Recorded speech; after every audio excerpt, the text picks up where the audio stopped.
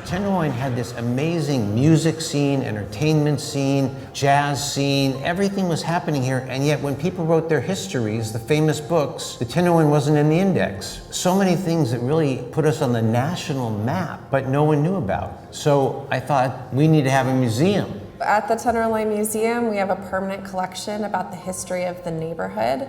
We showcase a lot of working class social justice history that's often left out of history books. The Tenderloin really has been maligned, written about negatively, or ignored pretty much its entire existence. We're here to provide more context, show about where the Tenderloin's been in the past, show the vibrant community that's here today, show where it could be going in the future. Randy had this brilliant idea of doing a historic district, and then after the historic district, he thought we should really show all the beautiful things that the Tenderloin is. So let's start a museum. I walked out of my apartment about 10 years ago, and they were building something new, and they had the words porn and protest and queer and punk, and so I was like, well, what is this going to be? What is this great thing that I live across the street from? And it turned out to be the Tenderloin Museum. So I basically just came in the first day and said, I'm going to volunteer for you, and I've been here ever since.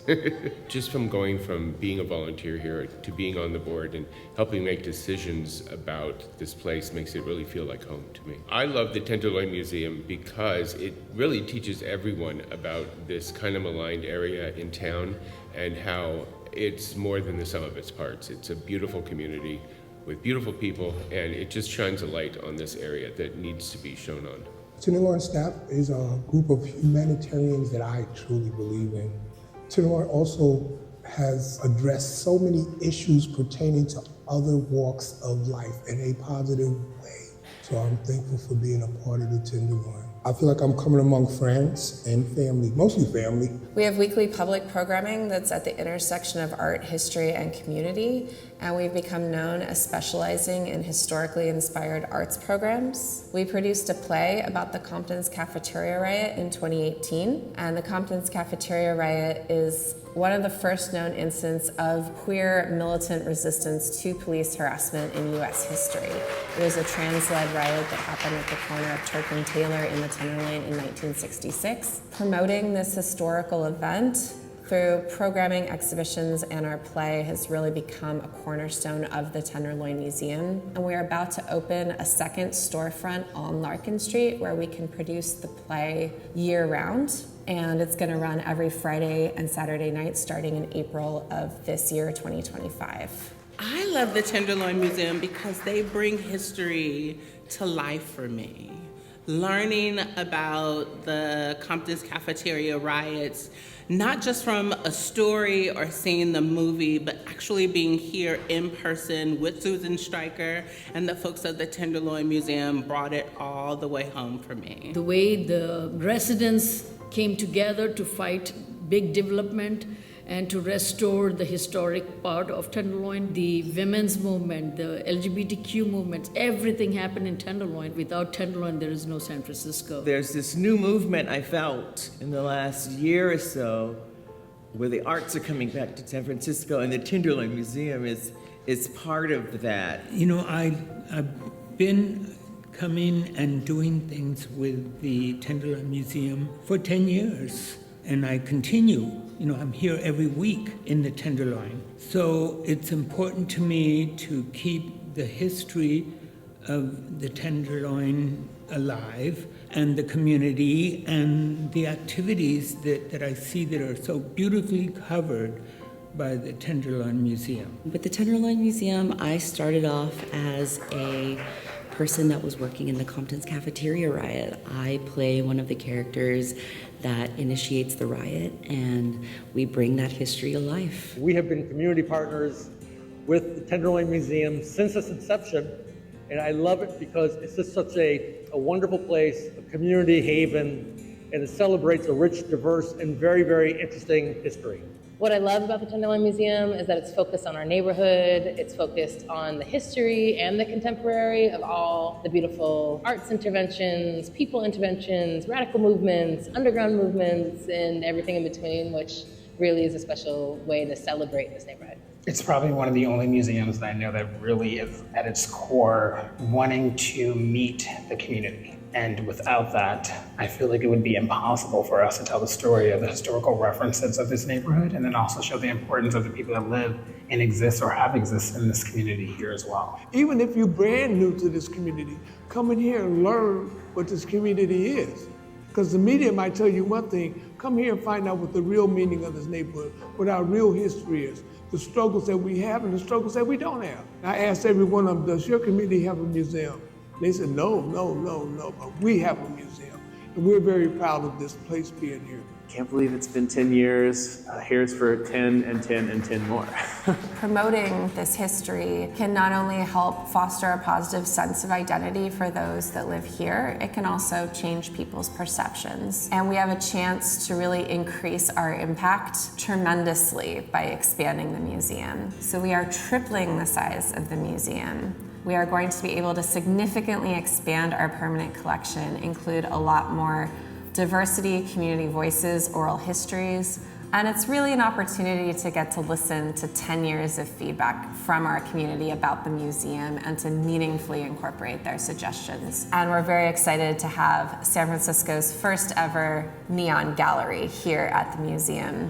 We're also going to have an exhibition on the Indian American immigrant community, how it relates to the Tenderloin and the national hotel industry. We also are going to have a significantly sized art gallery. It's going to create a ton of interest both locally and around the world, and is really going to put the Tenderloin on the map as a major international destination. All are welcome to be part of this ongoing story.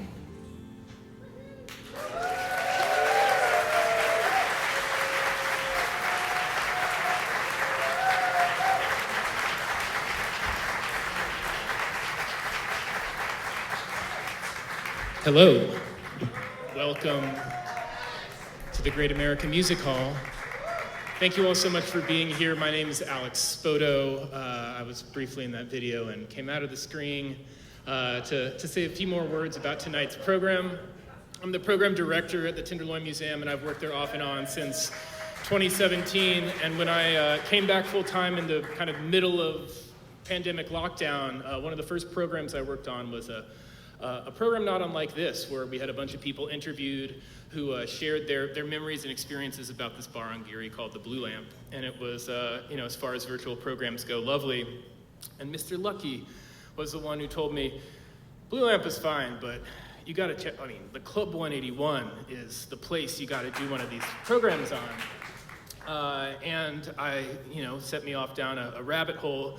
And sure enough, this club is an extraordinary place with an extraordinary story, one that tells, I think, is a great vessel for understanding the story of the Tenderloin specifically, of queer entertainment in San Francisco, of the kind of formation of the LGBTQ movement, and in a broader sense, kind of the story of San Francisco in the 20th century. And it's not really a story that's been told in full before.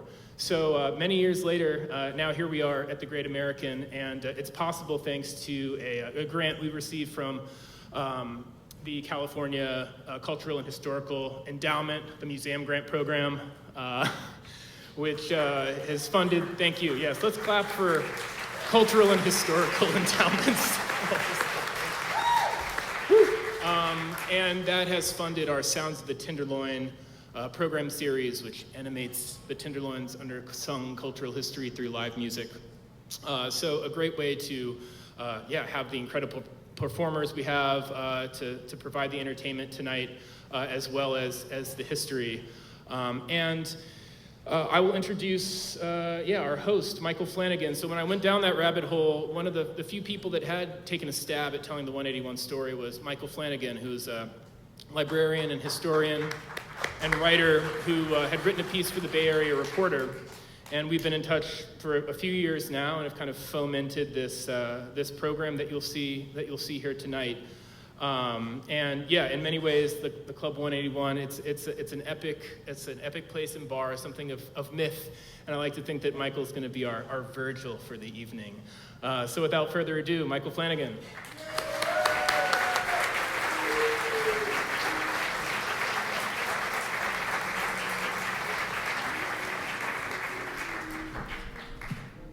Welcome.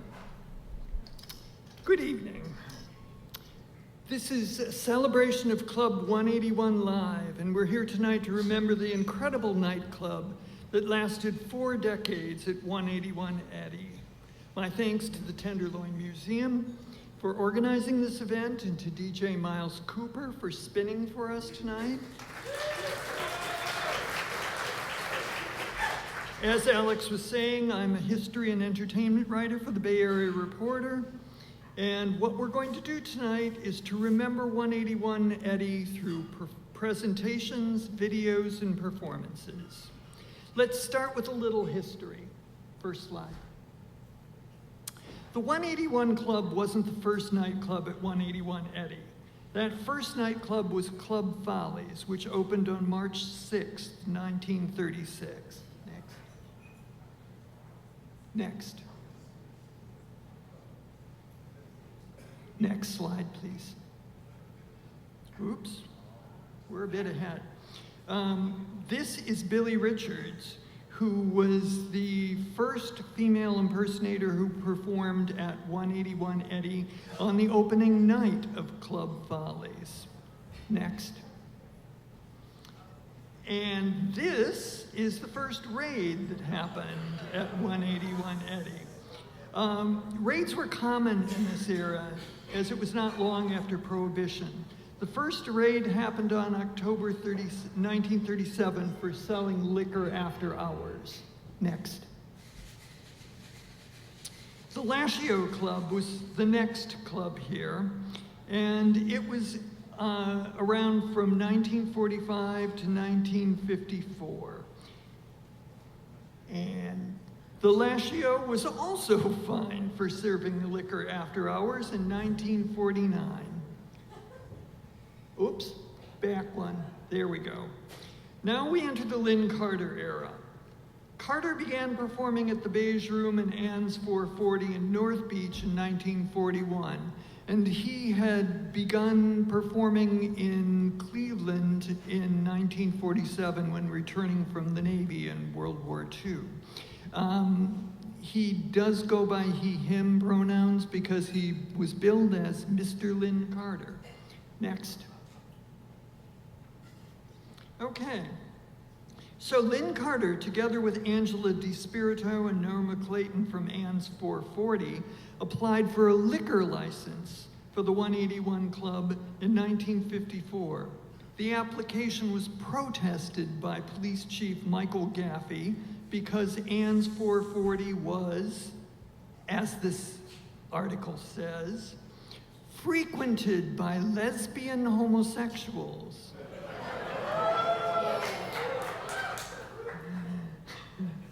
Note the police didn't protest because Carter was a female impersonator.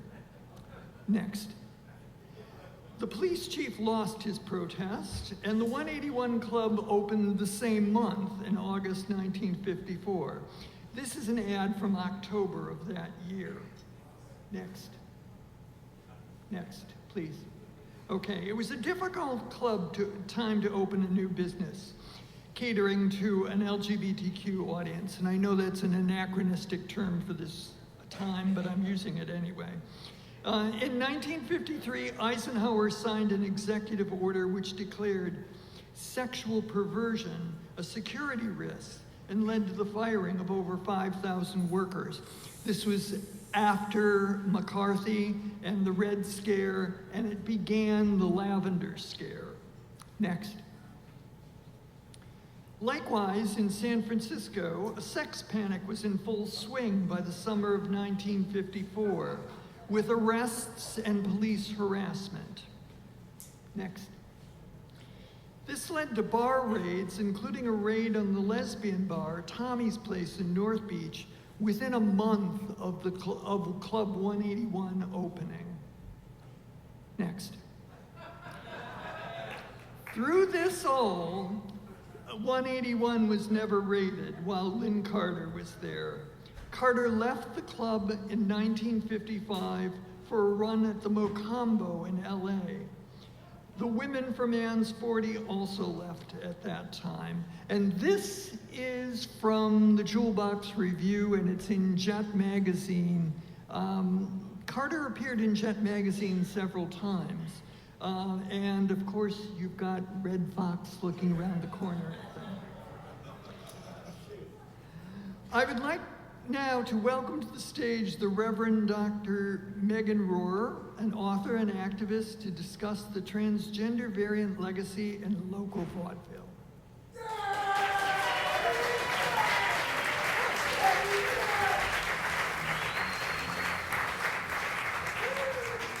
Hey everybody, it's great to see you. This is the cover of my upcoming book coming out at the beginning of August,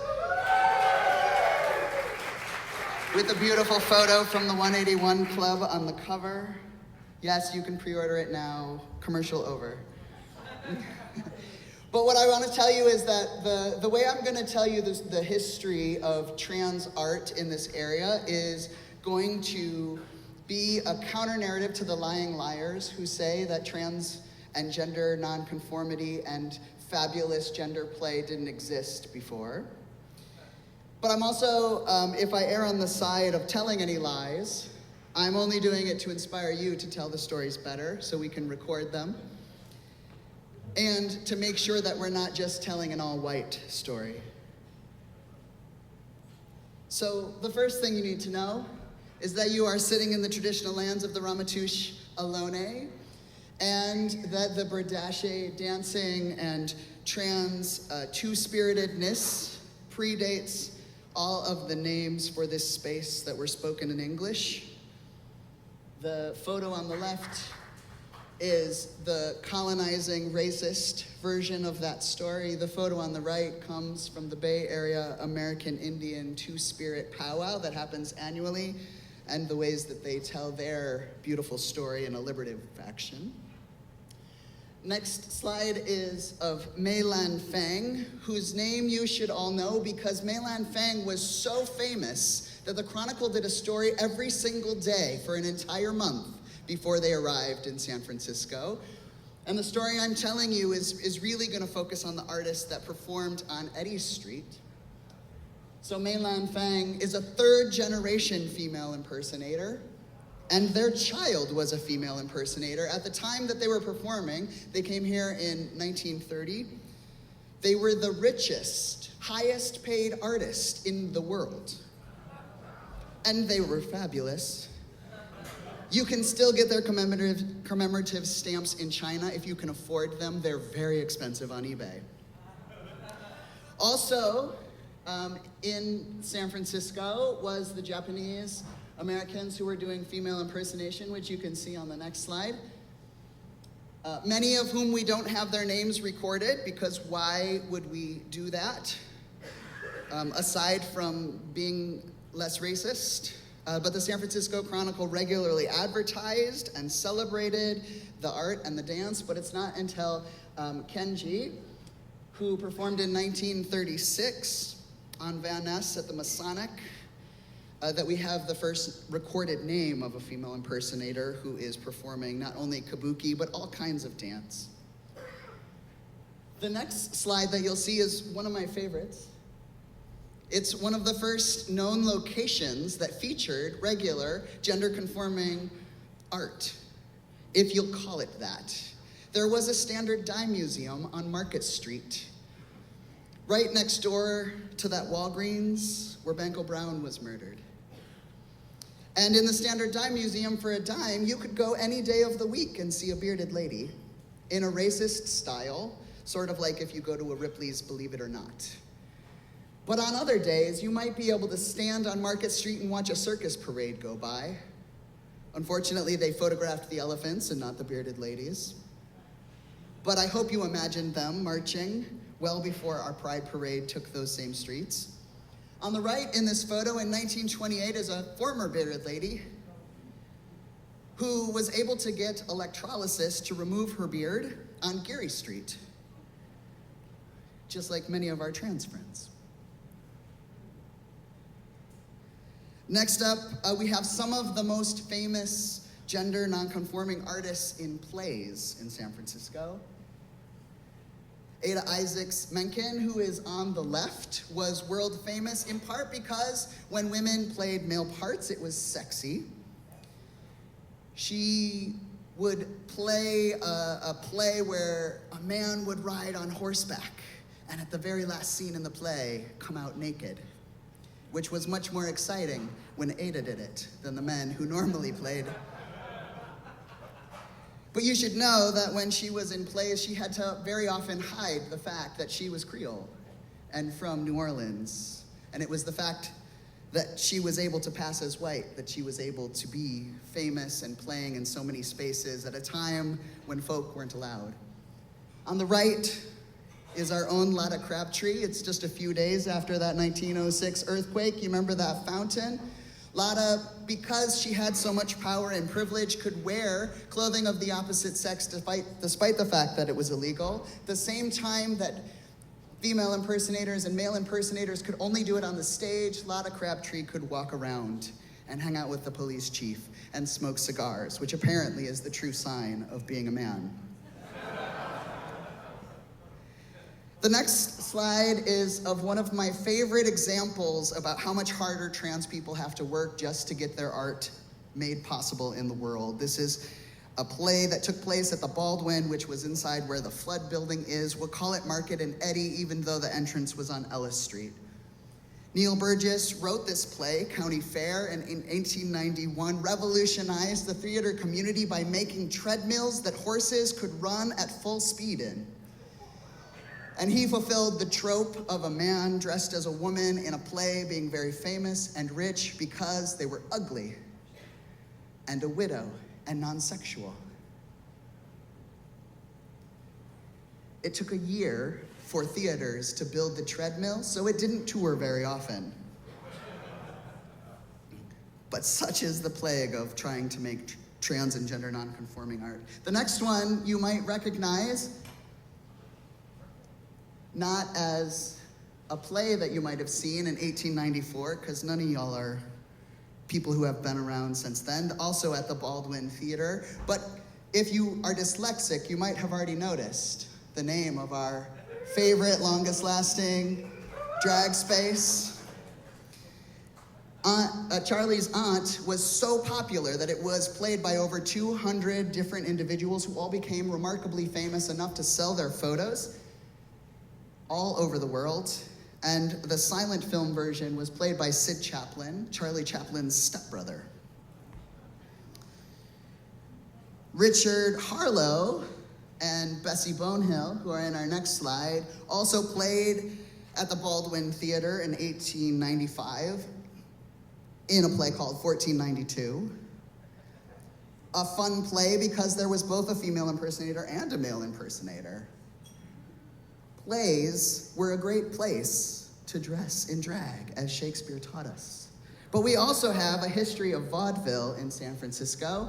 The photo that you'll see is from a New Year's Eve party at the Orpheum Theater. And what you'll notice when the next slide comes up is that vaudeville was awfully racist. This was the least racist vaudeville photo I could find, y'all. It's still racist. It's also very anti-Semitic. But it is a place where you can dress in clothing of the opposite sex if you are funny, if you are a female who is trying to court women, or if you are a male who is a widow. But the good news about these circuits is because they were based in San Francisco, if you had your one act, that you could tour it all over the United States. So anywhere that you can imagine there being an Orpheum Theater, they had these gender non-conforming artists too, or a Pantages, or any of the circuits that were happening at the time. The next slide shows you some of the diversity. It also reminds you that on Bush Street, there was a vaudeville theater. The Russell Brothers were a series of acts where siblings were more fun to have them both dress up, sometimes just one, sometimes both.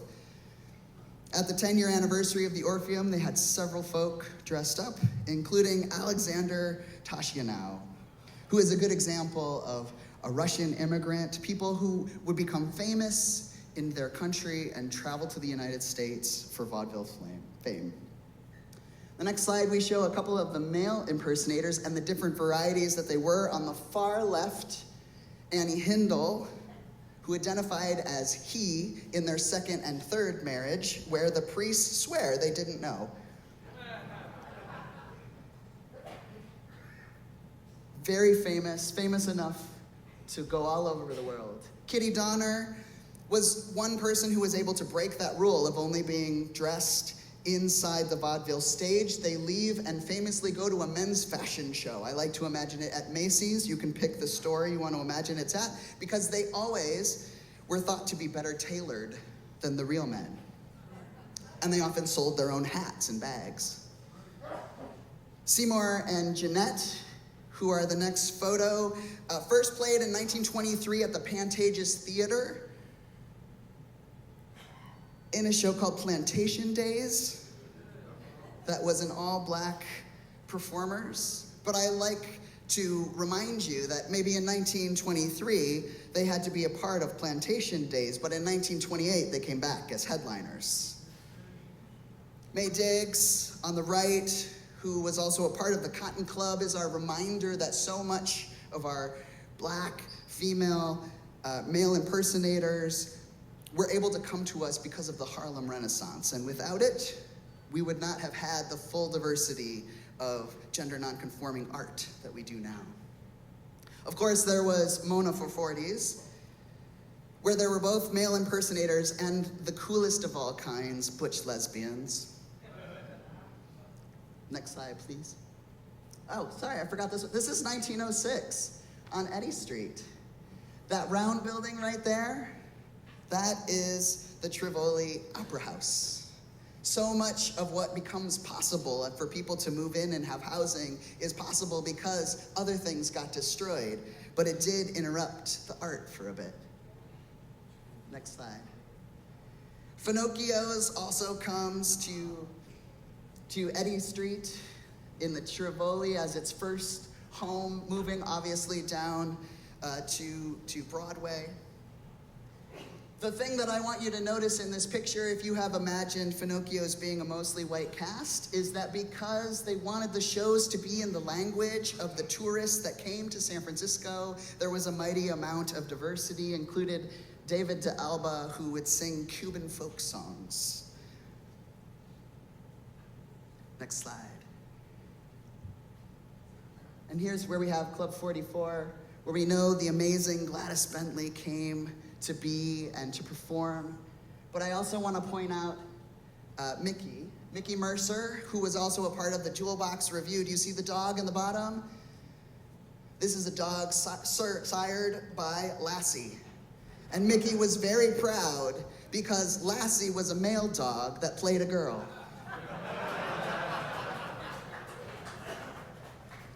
Next slide. Jewel Box Review is something you need to go home and Google and learn more about. It was the most diverse of the traveling female impersonators and one female. Starting with Mickey Mercer and switching over to Stormy Delavere. And this was one of the first traveling shows that would go to black bars and black community spaces and travel all over. And this review ends up needing to travel all over because of the laws in Florida saying that you couldn't perform in drag. So if there's anyone experiencing those laws now, you just need to travel with your diverse friends and be as fabulous as possible. The Beige Room, you'll hear more about, but notice the swing. Notice the ways that this ability to perform with a full orchestra and sing live starts to transform. This is a space that is made to accept headliners who are traveling around the country, but also, in the next slide, one of my favorite pieces of ephemera from a female impersonator club. This is a summons, y'all. Because sometimes you can be afraid of the police, and other times you can embrace the fabulousness of it. I will read you the last whereas in the summons. You are hereby invited to appear at the Beige Room at your earliest convenience, where you will be remanded into the custody of a capable jury of entertainers, waiters, musicians, and bartenders who will credit your sentence with time served and will permit you to expiate your crime by having the greatest time of your life in San Francisco's smartest new rendezvous, the Beige Room, located exactly halfway between where you are and where you were going.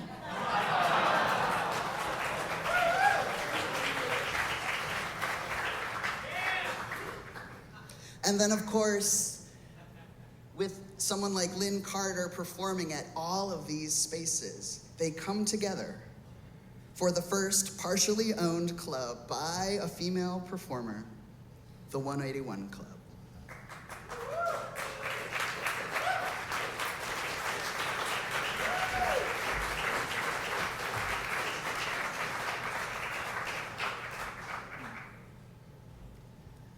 Please welcome Ms. Bob Davis, the founder and director of the Louise Lawrence Transgender Archive, to discuss the era surrounding the opening of the 181 Club.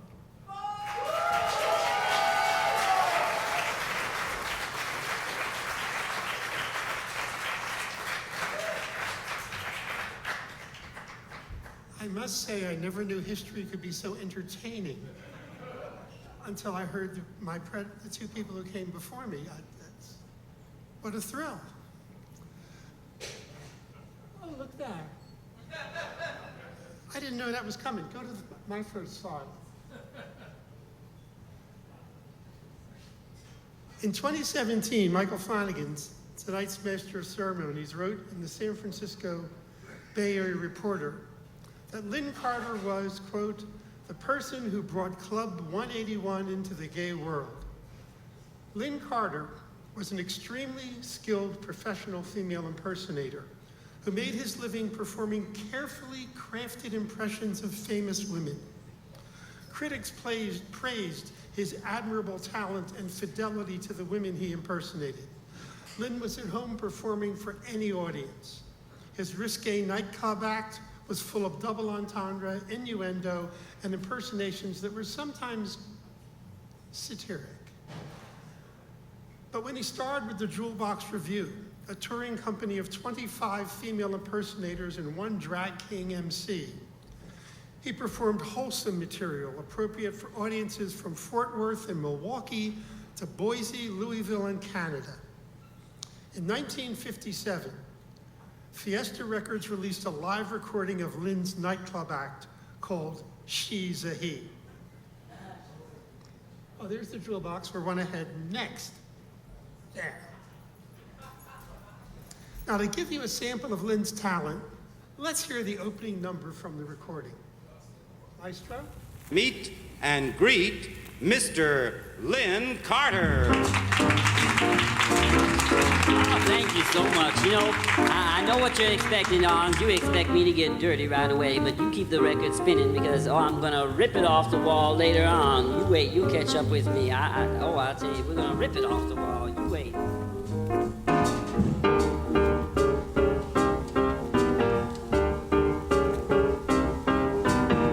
If I am fancy free and I love to wander, it's just the gypsy in my soul. Something's calling me from way out yonder. It's just the gypsy in my soul. I got to give vent, to my emotions. Yeah, you know, I'm only content having my way. I'm gay on the all today. There is no other life of which I'm fonder. It's just the gypsy in my soul. No cares, no strings. My heart has wings, wings, wings. If I am fancy free and I love to wander, it's just the gypsy in my soul. It's that gypsy. Told you the first time, the gypsy. It's that gypsy who's got the kind of gypsy, the gypsy.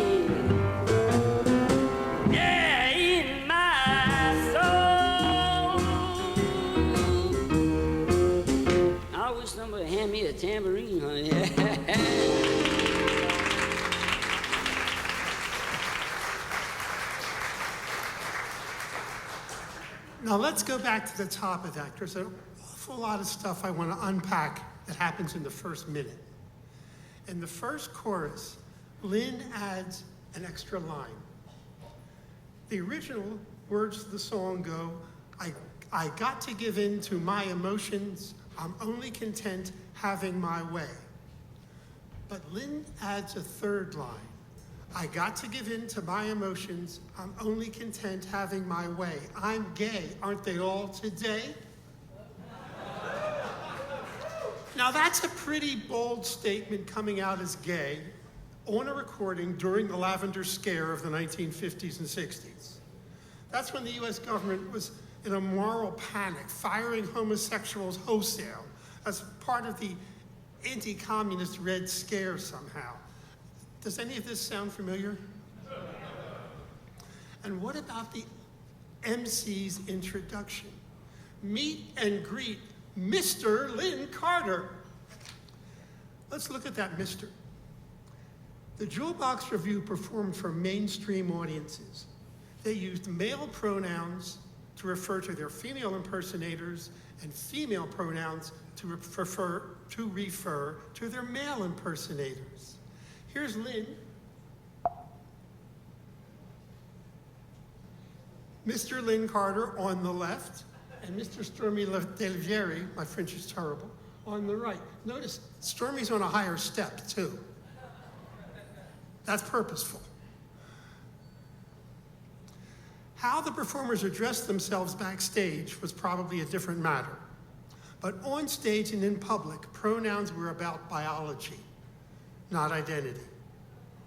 The intention was to reassure the audience that they're watching an illusion, not a real woman, but a man impersonating a woman. Lynne billed himself as Mr. during his entire career. You can find ads and things that he omitted, but it's there always. Coming back, coming back, coming back. This is even true in Lynne's 1985 New York Times obituary, which says, quote, Lynne Carter, a female impersonator, died of pneumonia. They don't mention that he had AIDS too, but I digress. Quote, billed as Mr. Lynne Carter, Mr. Carter began his career at a Halloween party in Cleveland. That old gender binary just never gives up. Oops, we skipped one. That's the one I want.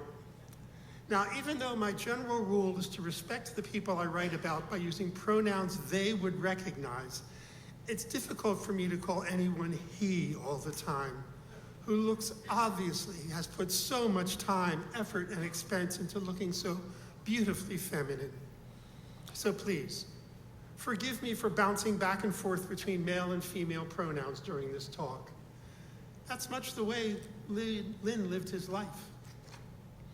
Lynne was born in Cleveland, Ohio, around 1924, and served in the Navy during World War II.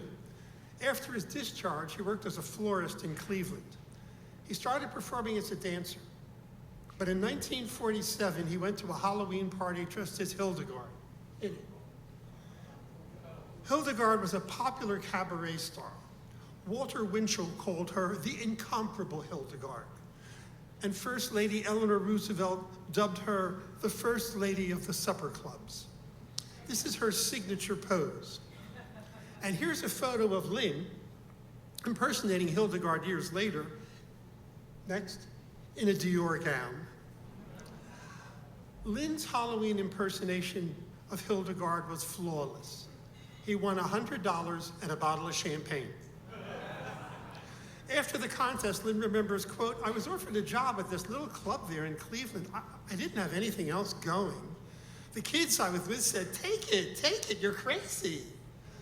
So I took the job and performed there for 32 weeks. After that gig ended, Lynne moved to Chicago. A burlesque house called Chez Paris offered him $150 a week, which was too good to pass up in those days, Lynne said. Unfortunately, the club was in a terrible neighborhood at Clark Street and Ohio Street, 25 girls and me.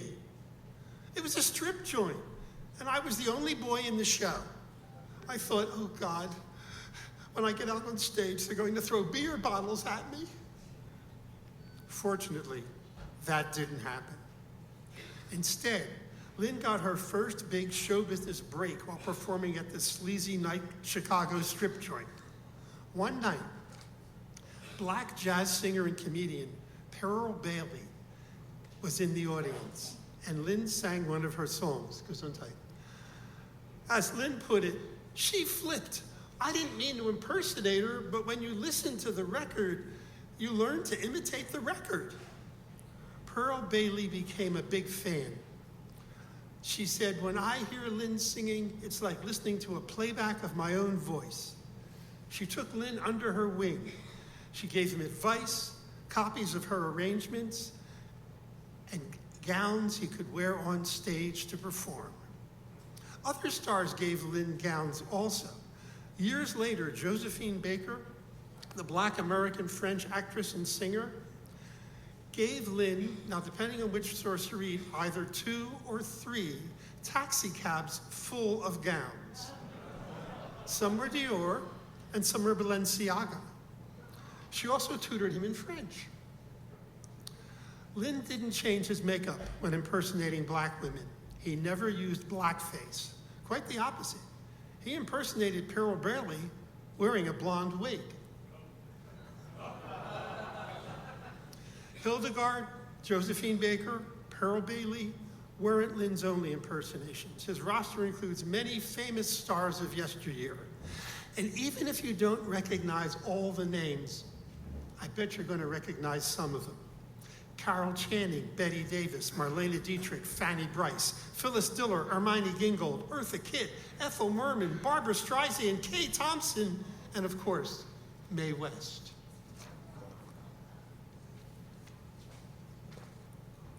Lynne said, of all the ladies I do, only 2 have not seen me, Miss Davis and Miss Dietrich.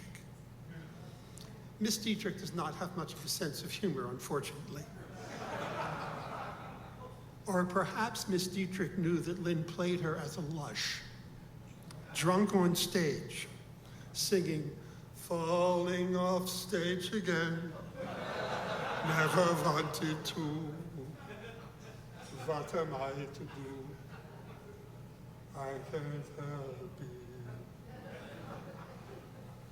By 1951, Lynne was in San Francisco, performing at gay nightclubs at North Beach, like Ann's 440. Let's hear it for San Francisco. That's why we're here. Performing at North Beach gay clubs like Ann's 440 at 440 Broadway.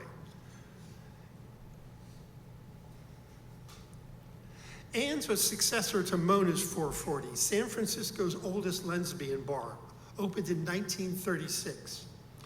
Mona featured male impersonators like Gladys Bentley and, notice the Miss Jimmy Renard, as well as female impersonators like Lynne.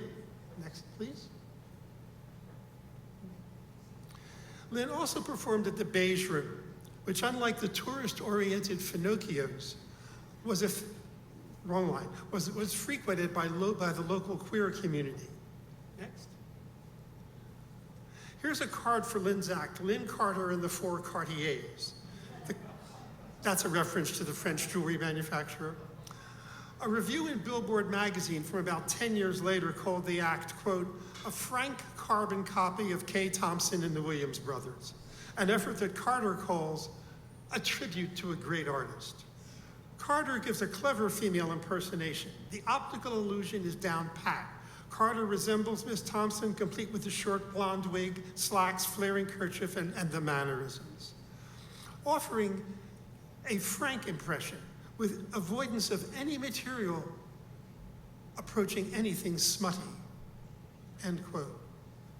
However, Kate Thompson did not consider Lynne's impersonation a tribute. She thought it was a ripoff. She threatened to sue him for using her material without her permission.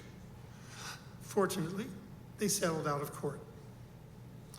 In 1954, Lynne and the 2 women who owned Ann's 440, Angela DiSpirito and Norma Clayton, applied for a liquor license for Club 181. Next, please. This prompted Police Chief Michael Gaffey to write a letter to the State Board of Equalization. Gaffey characterized his protests and the others that followed as being, quote, in line with the current drive against sex deviance. The San Francisco Examiner observed that Gaffey's protest was, quote, despite the State Board of Equalization's hands-off policy on such establishments. Let's take a minute and examine how this hands-off policy came into effect. It's a real melodrama. There are heroes you can cheer and villains you can boo. Next, please. The State Board of Equalization suspended the liquor license in 1949 of the Black Cat restaurant in North Beach on the grounds that it was, quote, a hangout for persons of homosexual tendencies, end quote. Sal Stuman, the straight man who owned the bar, appealed the suspension to the San Francisco Superior Court. Now, I'm not a lawyer, and I don't play one at the Great American Music Hall. But I think I can sum up the Superior Court's decision as faggots and fairies and fellatio? No way! So Stuman took his case to the First District Court of Appeals, who concurred with the lower court's decision. Everybody, you know the words. Faggots and fairies and fellatio? No way! So Stuman then appealed to the California Supreme Court, who said, well, we'll grant you the faggots and fairies. You've proven to our satisfaction that fairies and faggots do frequent the Black Cat, but we're not going to give you fellatio. Sorry.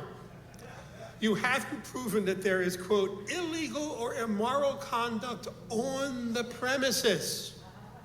The court went even further and asserted that even habitual or regular meetings may be for purely social and harmless purposes, such as the consumption of food and drink. It is to be presumed that a person is innocent of crime until proven guilty. Case closed. Chief Gaffey went up against the California Supreme Court's decision and he lost. The State Board of Equalization did issue the liquor license to the owners of Ann's 440. And to quote the Examiner, a, quote, female impersonator, Edwin T. Atkins, whose stage name was Mr. Lynne Carter. Next slide. Oh, there he is. But Lynne was a born trooper. And within a year, he decided he wasn't cut out for managing a bar. And he headed to LA. Eventually, he became the star of the touring Jewel Box Revue. Lynne kept performing right up to his death 30 years later. In 1970, he appeared in the film The Man from Orgy. He played a madam that looks very much like he does in this ad.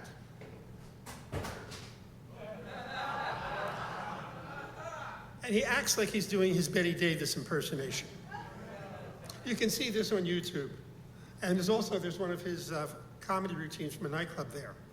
The high point of Lynne's career was a performance at Carnegie Hall, January 20th, 1971.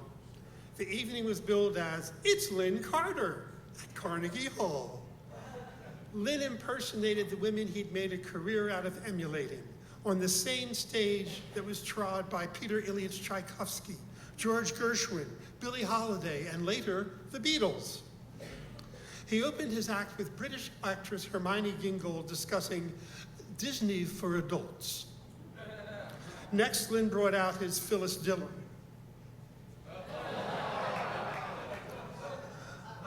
A review in Drag Queens magazine, an early trans publication, wrote that so precise was the impersonation in voice and actions that to the entire audience, it was Miss Diller on the stage and not Lynne Carter. Miss Diller was followed by Mae West as the Statue of Liberty, a highly believable Marlene Dietrich, and of course, Betty Davis. For the finale, Lynne impersonated Pearl Bailey. Drag Queens Reviewer wrote, as the house lights rose again for the end of the show, the audience got up and gave the performer a standing ovation, a testament to the star who had so deftly created such a believable impression of so many famous women. Thank you.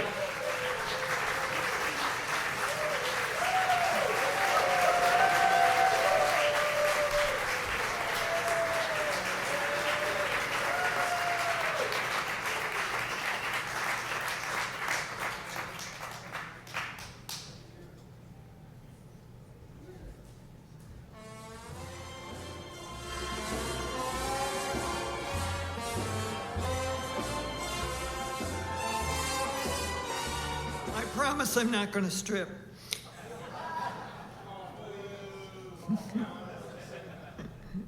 Between the time Lynne Carter was at the 181 and when Sam Corenson took over in 1960, the club was busted 3 times.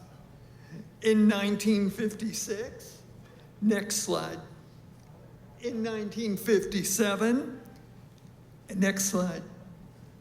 And in 1960. This was the most serious time that it was busted between those two. They were busted for not displaying their license, which was a felony. And shortly after that, Sammy took over. Next slide. This is the club was taken over in 1960 by Corenson, who ran it successfully through the 1970s with only 1 raid.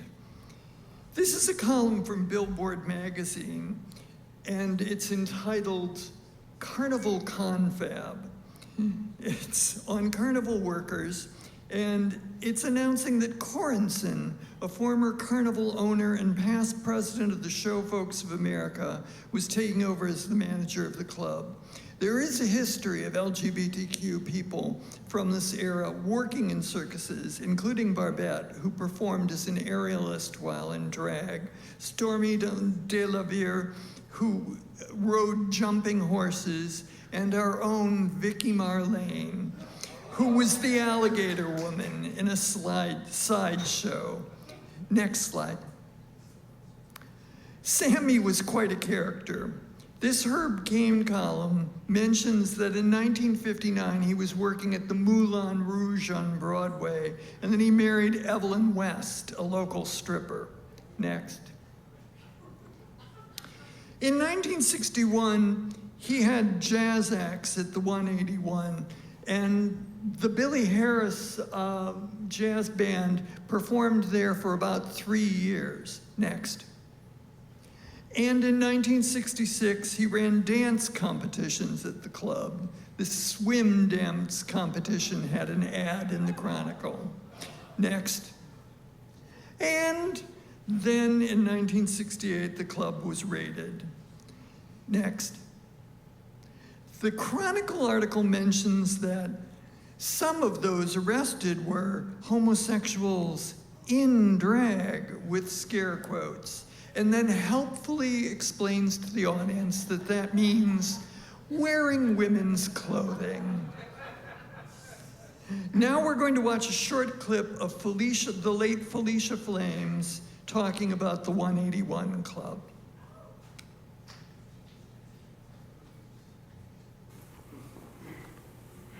The 181. Oh, God, it was a fabulous place. It was, you go up the stairs with red carpet all the way up, and on the right-hand side was a stage that used to be like a round, like a round plate, and to the left was the bar, and it was booths going up. There's where the female impersonators used to perform, and there was a swing where they could swing all the way to the audience and back. It was fabulous. It was just, Vicky Marlene played there, performed there. So did Erin, so did Michelle, so did Pat Montclair. And it was, it was a place where you could just go and relax and just have fun. It wasn't Well, it could be a trick bar too, so, because a lot of people went in there, so. The 181 is where Go-Go Boys, Go-Go Boys were there too, so that's, hey, men were there too. In 1971, the Chronicle ran a feature on future Empress Pat Montclair's wedding. The wedding took place at Glide Memorial, and the reception was held at the 181 Club, where Montclair was performing at the time. Next slide.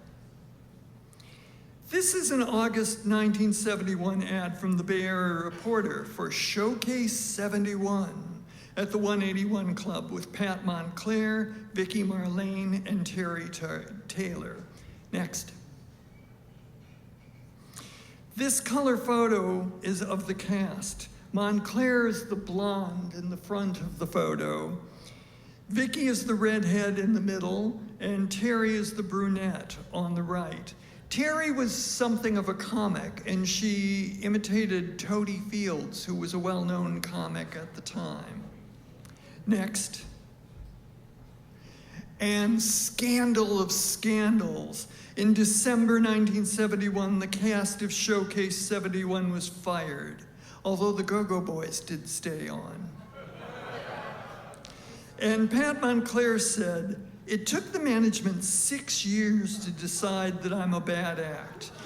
Now, it's a great line, but the other thing that's important about this is that it tells us historians that drag was happening at the 181 Club all the way back to 1965. And at this point, we were going to invite Colette Legrand on stage to talk about the 181 Club. But unfortunately, Colette is sick, so she is unable to join us, and we all wish her a quick recovery.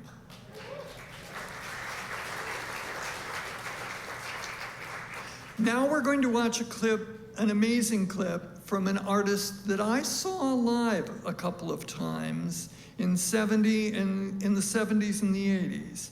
This is from Space is the Place, an Afrofuturist sci-fi film starring Sun Ra from director Jim Newman. Note the film shows the 181's interior in all of its glory.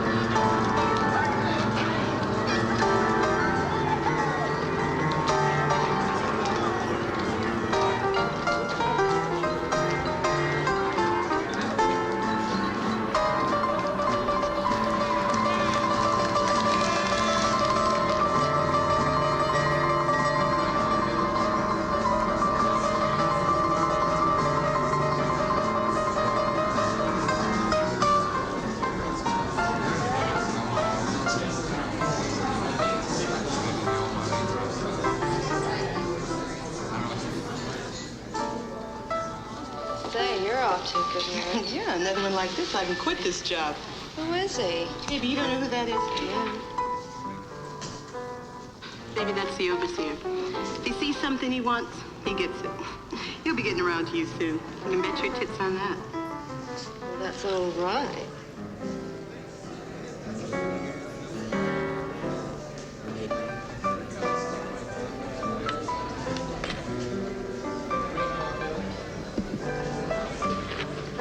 Yes, sir. What would you like?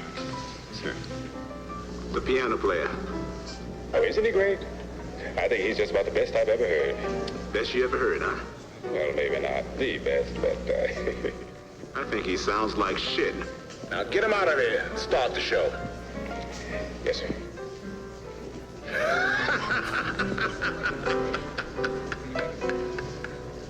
All right, come on, girls. Let's hold hands. There's a man out there who wants a seated bros. Hey, you're up next. Let's get this costume on.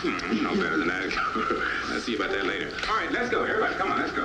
Woo, if I had tits like that, I'd make a fortune.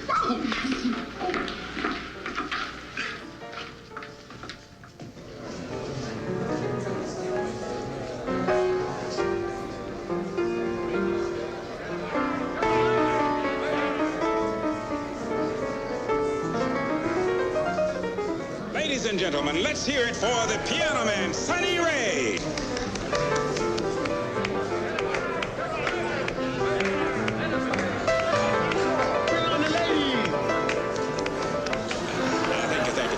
Now, ladies and gentlemen, Byron's of Chicago proudly presents for you guys the Ebony Steppers. So, on with it go.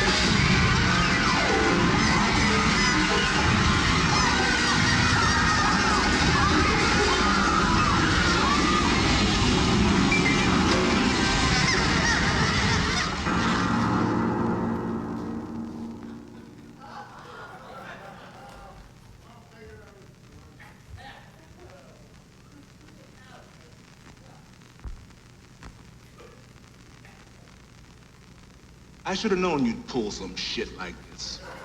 Sonny Ray. Come on, what is this? What about it? You think you're ready for me? Are you ready to alter your destiny? Oh, let's not overdo it. Name the game. Craps. Coon Can. Whiz. 7-Up. I said end of the world. Well, that's what I call cooking with grease. You think you can handle it?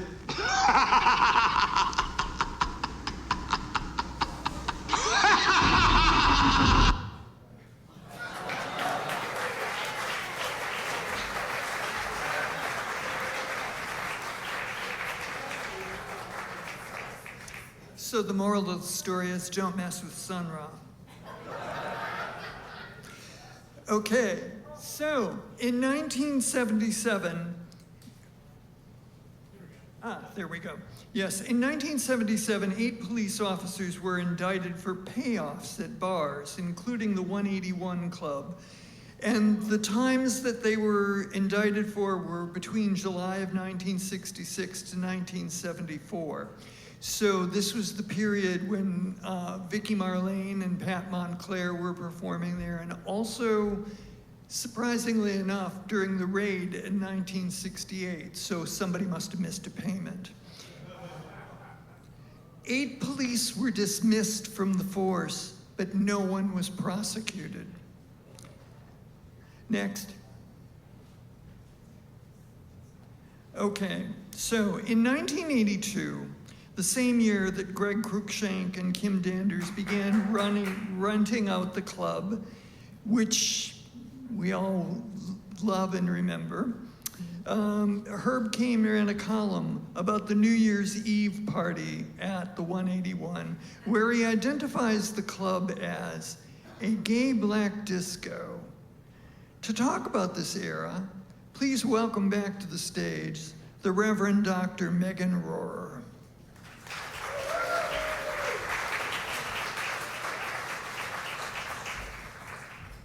Remember the book? Yeah, it's coming.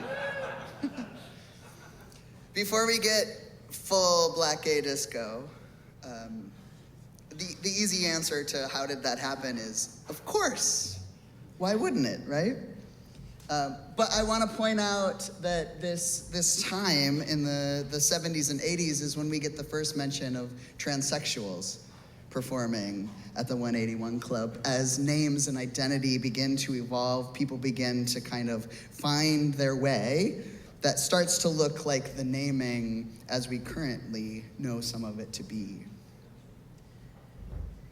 In the next slide, you'll see this handwritten letter by Vicki Marlene, which I want to read most of for you.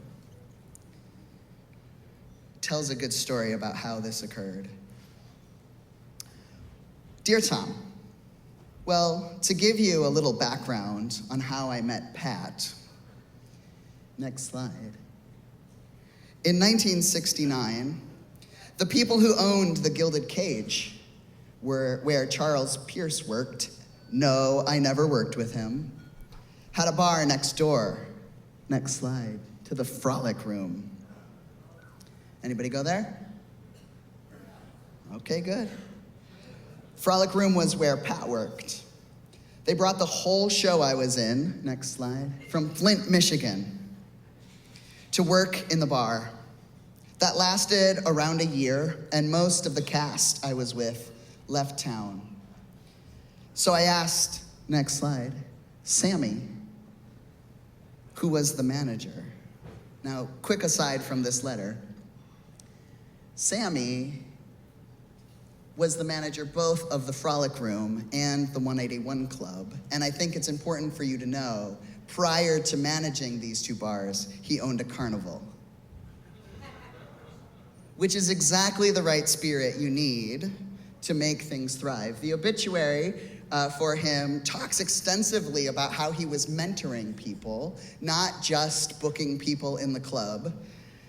He was intentionally taking folk who aspired to be able to do a full-numbered show and raising them up in the community. And it turns out, in this motley Tenderloin, there were all kinds of people who needed a mentor to help give them the space to change careers or to raise themselves up in a community. As an individual and a parent, I don't know how he had the stamina to manage one bar and then go down the street to another for a second show. All right, back to the letter. I asked Sammy, the little old guy, who was the manager of the Frolic Room, next slide, to give me a job. He hired me, so from that time, for a few more years, we worked at the Frolic Room till 1:30 a.m., and then went around the corner to the 181 an after-hours place where we had a big production show. Enclosed, next slide. Oh, is there sorry, back to that. Yeah, previous, there we go, sorry. Enclosed are some pictures from Pat in the blonde, me in the red. Next slide, Terry Taylor with black hair. Next slide. I'm sorry I don't remember the names of the Go-Go Boys. That was 1971. The BAR knew the name of some of the Go-Go Boys. This is Chuck on the left. Chuck is very interested in the stock market. Not sure if that was really true or he was hoping for a date. And this is Roy Rawlings on the right, because there is a long history in San Francisco and traveling around the world of people who are hairdressers by day, supporting female impersonators by night, or being them themselves. This time of Go-Go Boys was a tragedy for the community. Imagine being able to stage full stage plays with sets and scenery and costumes and all of the fabulousness, and then it becoming Go-Go Boys. There are some in the crowd who might delight in that shift, but it is a shift from full orchestra singing and performing to sexy dancing. But just for a little bit of diversity's sake, the next slide will show you that as the bar gets rented out, it also gets rented out to other acts that are trying to kind of be up and coming and radical and in the ways that the 70s and the 80s are sort of progressing. Les Nicolette's was one of my favorite, an all-female feminist play production where, of course, the male parts are played by women. The next slide shows you Kate Marlowe, who was very famous for their best-selling book, Mr. Madam, under a different dead name that I won't say because you can buy the book just knowing the title. They also, over on Geary Street, opened their own bar later called Mr. Madam's. Briefly lived. But they used the fame from selling their book to be able to travel around from club to club, trying to hit all of them in every night to bring a little bit of fabulousness so that they could help people who were up and coming see their shows. And even better, their book, Mr. Madam, deeply details the life of female impersonators from the time they lived up on Polk Street and made their money by day by sewing the best brassieres in all of San Francisco. Remember, back in the day, it was against the law to wear clothing of the opposite sex. You couldn't just go to Macy's and buy a bra. You had to have it specially made by someone who was willing to let you wear it. And so Kate not only made the bras of the female impersonators, but they were so good and sturdy that all of the cis women who were burlesque dancers wanted them too. They moved to Fox Plaza, down on Market Street, when they began kind of this era of their life of showing up and showing out.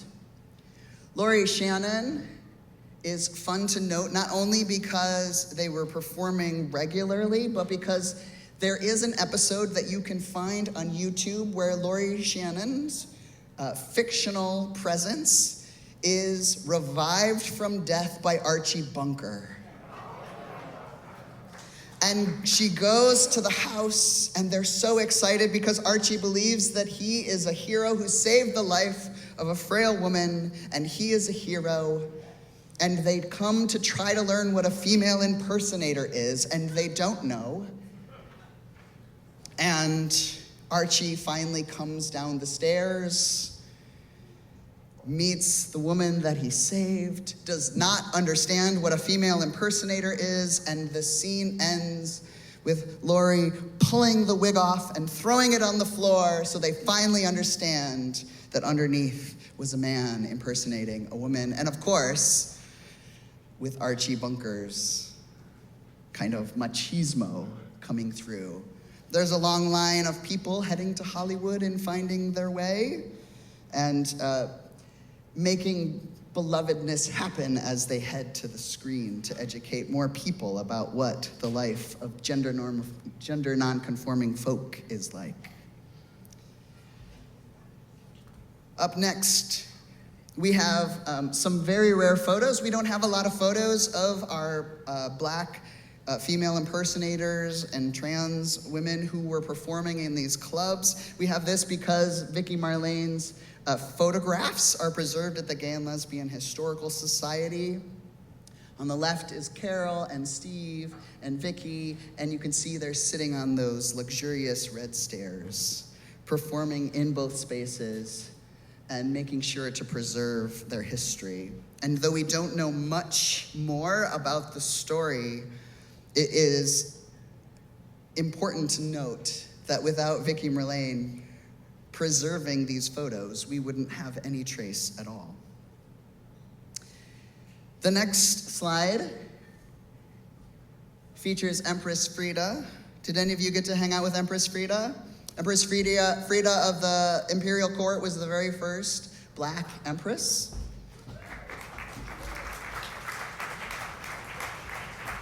Reigning through 1974.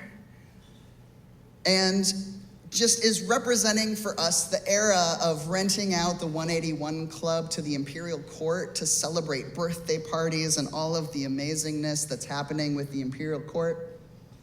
Empress Frida, in the next slide, has one of my favorite moments, sort of in our Tenderloin history, throwing a basketball competition with Emperor Russ. And I can now say that that is in the basement of California Hall because we got to stop by and visit. It's at the 10th anniversary of the Society for Individual Rights. And they're raising funds by playing each other in basketball. And yes, Harvey Milk, who is on the left, did wear a wig for at least a small portion of the basketball game. And as it should be, the Empresses won.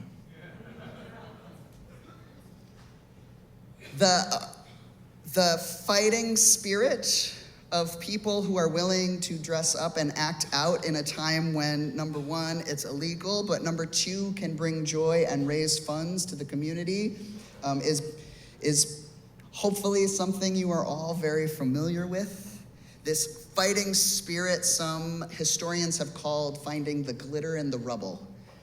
In the ways that we tell trans stories, but so many of those trans stories are mixed with tragedies that are really painful and hard, but because we've taken the liberty to keep telling the stories that are painful and hard anyway, we've still got the sequins that we can share with each other. Some of this cultivation of Tenderloin Blackness could take an entire doctoral speech, and I hope you'll head to Del Seymour's exhibit to learn the full scope of it, but I think a big part of this story is Glide Memorial Church.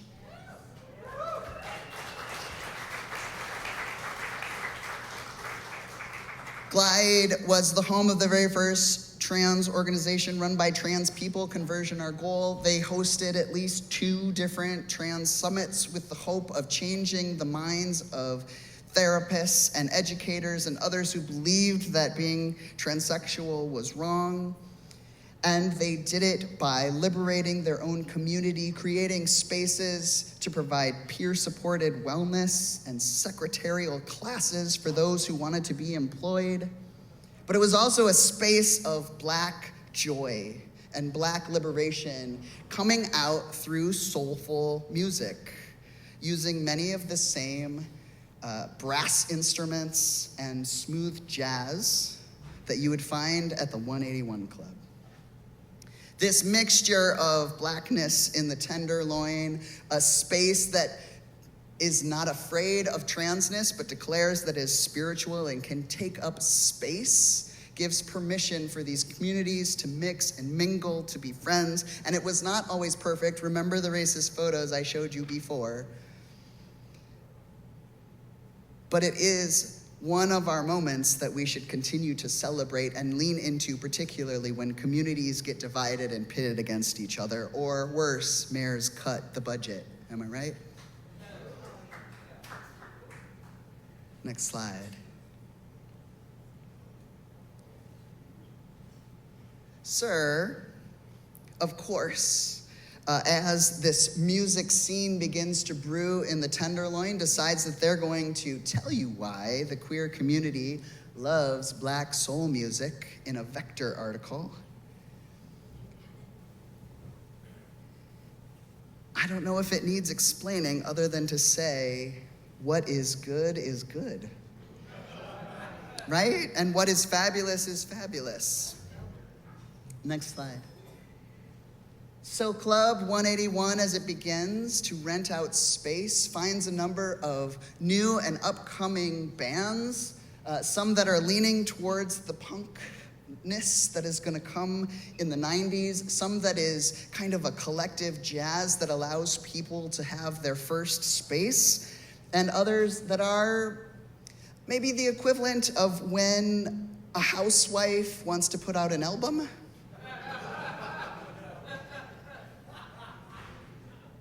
It was a place where you could try something, take a risk, and sing that song into a microphone and not know how it would be received. Next slide. Gene Pace is someone that I want to highlight, despite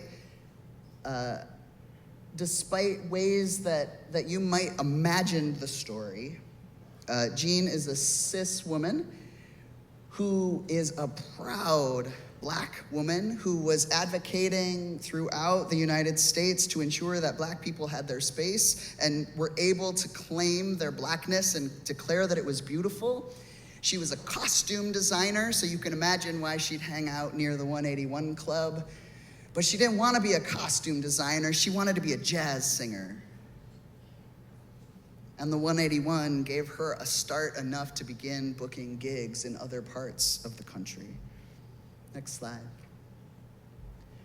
But of course, right, if we're thinking of the 80s, and we're thinking of Black disco, and we're thinking of fabulous, we can't end the story without mentioning that probably, pretty much for sure, probably not just a rumor, RuPaul was there too.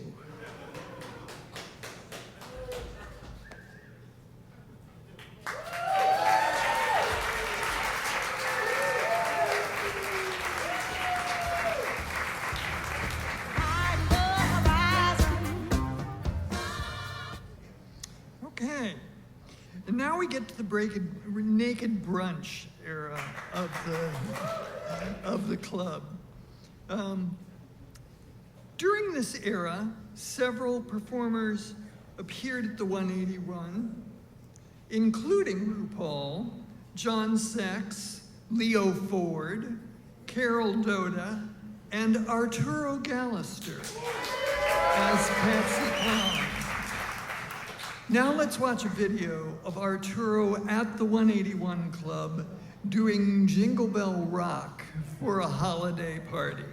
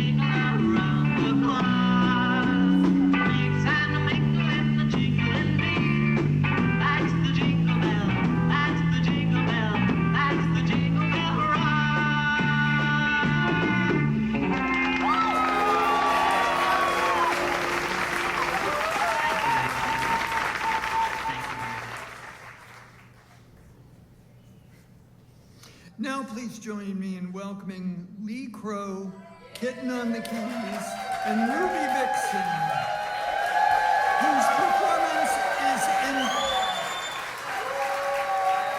tribute to Arturo. I will return for a short interview with Leigh after their performance. Thank you. Would you like to hear a couple of Patsy Cline songs?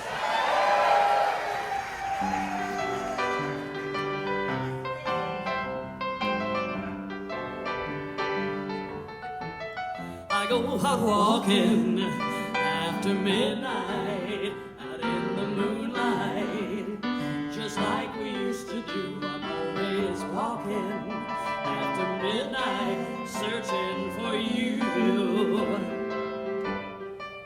I walk for miles along the highway. Well, that's just my way of saying I love you. I'm always walking after midnight, searching for you. I stop to see a weeping willow crying on his pillow. Maybe he's crying for me. And as the sky turns gloomy, night winds whisper to me, I'm lonesome as I can be. I go out walking after midnight, out in the moonlight, just hoping you may be somewhere walking after midnight, searching for me.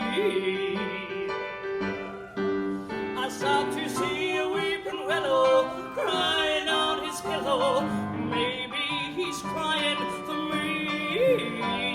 And as the sky turns gloomy, night winds whisper to me, I'm lonesome as I can be. I go out walking after midnight, out in the moonlight, just hoping you may be somewhere walking after midnight, searching for me.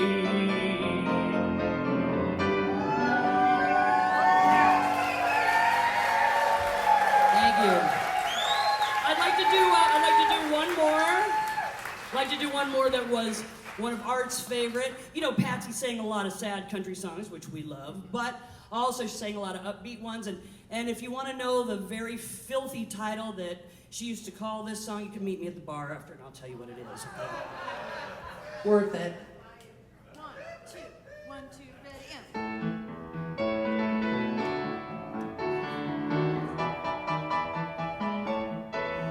Well, come on, Dad, get with the jive. Let's let them know that we're alive. We'll dance from 2 to 3 and then 4:30. And when that sun peaks over the hill, I won't stop, I'll be rocking sail. Got a lot of rhythm in my soul. Well, now, baby, baby, let's hold me tight together, you and me. Baby, baby, let's go tonight. Ooh-wee, what you do to me? Big black hands on the clock, tell me that it's time to rock. Got a lot of rhythm in my soul. Take it, Kitten, get on the keys.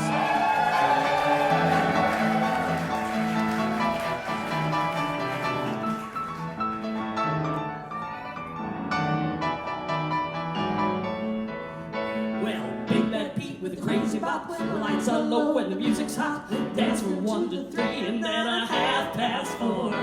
When that sun peaks over the hill, I won't stop, I'll be rocking chill. Got a lot of rhythm in my soul. Well now, baby, baby, let's go tonight together, you and me. Baby, baby, when you hold me tight, ooh-wee, what you do to me? Big black hands on the clock, tell me that it's time to rock. Got a lot of rhythm in my soul. I got a lot of rhythm in my soul. Got a lot of rhythm in my soul.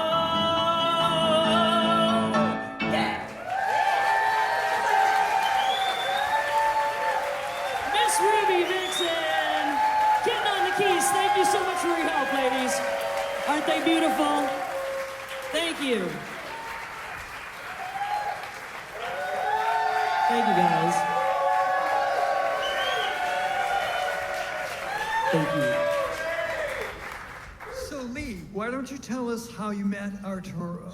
Well, I believe, to the best of my recollection, that it was at a USO drag show at it was a Gus Bean, so where would that, 10, 15 Folsom, maybe? And I met Sluts A Go-Go there, and I met Art, and it was a USO drag show. It was my first big drag show that I wasn't doing in a little seedy lesbian bar, right? And I was this 25-year-old drag king in full U.S. Army uniform, lip-syncing to GI Blues, and those queens just ate it up. They loved it. They loved it. Lucky me, right? So you performed together several times. Why don't you tell us about some of those performances? Well, I had gone to see Arturo. I'm a big country music fan. My brother had lived here for a long time, and he loved Patsy. And so when I first came to town, I went to go see Patsy, and I was just so enamored. And we got to be friends from performing. And she said to me, well, here, I need somebody to cover my costume changes, of which there were many. And said, come sing a song with my band. I was like, well, I don't sing, I lip sync. She's like, no, I heard you. The mic was off, but I heard you, so just come.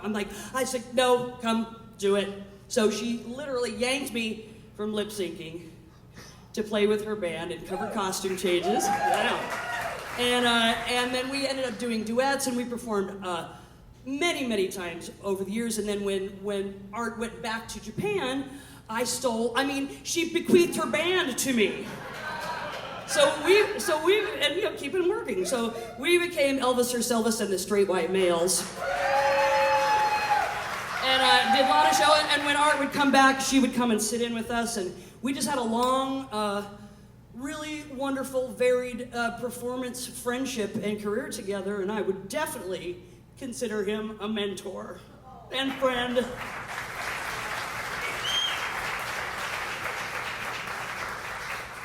Did you have a favorite performance that you did together? We did a lot of shows at Slim's. And I can remember a Christmas show there that was particularly fabulous. I sang A Blue Christmas, and at the end she, came on stage in a light up Christmas gown. It was quite spectacular. Big stage production, big productions, Christmas lights in a dress, yeah. Very fantastic. Okay. What's that? I said, okay. Yes, all right. Yeah, I love that. So any other memories you'd like to share? Well, Art and I also, we were in an original Star Trek Live when it was in a warehouse down south of Market. And it was extremely low budget, but Art was one of Mud's women, and I, of course, was Captain Kirk. And but we did all kinds of ridiculous performances together after that, stuff for Sick and Twisted Players. We did Side Adventure together, all kinds of stuff. Worked at the Hypnodrome. We had a wonderful, really a great relationship. I miss him terribly.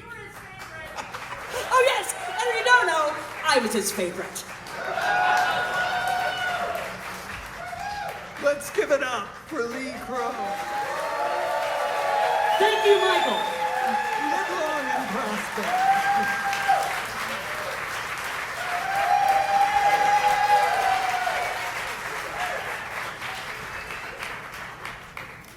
Okay, can I have my naked brunch? Okay, so this is Nightclub of the Living Dead, and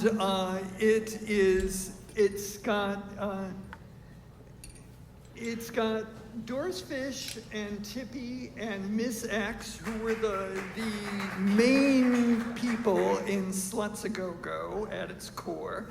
They started performing together in 1979, and through the 80s had performance at several spaces through town, including the 181 Club. On January 14th, 1989, at the Victoria Theater, they performed Sluts A Go-Go, Still Alive. A highlight of the show was Connie Champagne performing Theme from the Valley of the Dolls. Please join me in welcoming to the stage Tammy Hall accompanying Connie Champagne.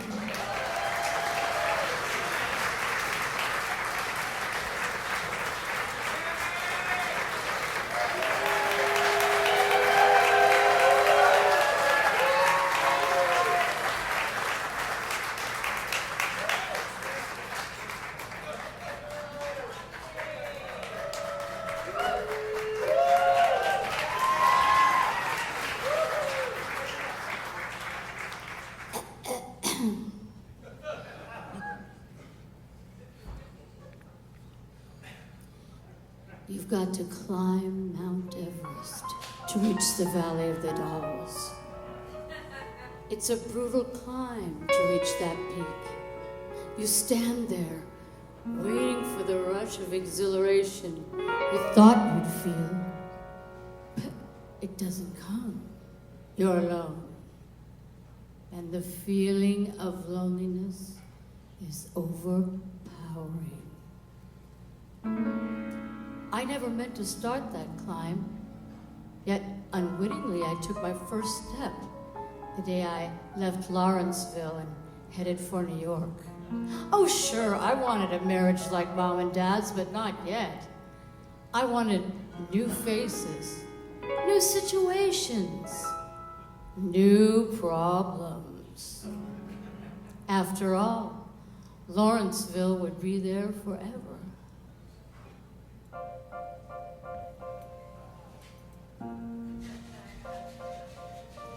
Gotta get off, gonna get, have to get off from this ride. Gotta get home, gonna get, need to get hold of my pride. When did I get, where was I, how was I caught in this game? When will I know, where will I, how will I think of my name?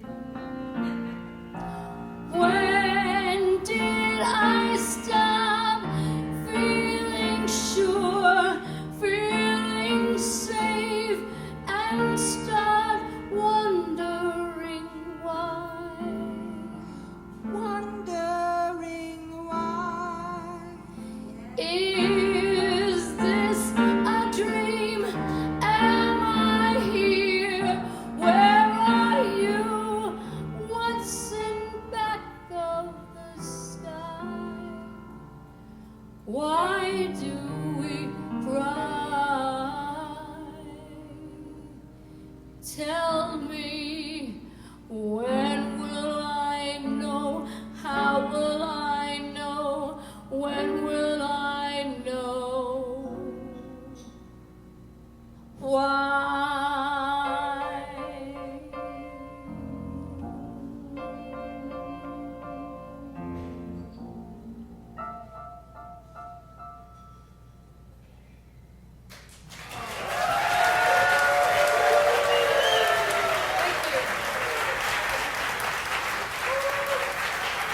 Thank you all so very much.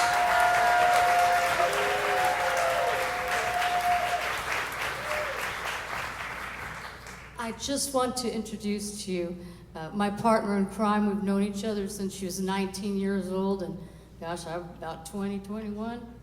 Anyway, the incredible Tammy L. ladies and gentlemen.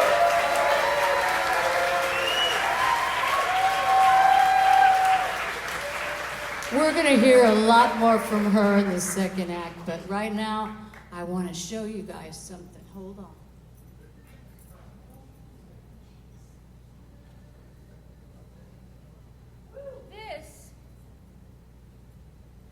This is a real 181 Club artifact.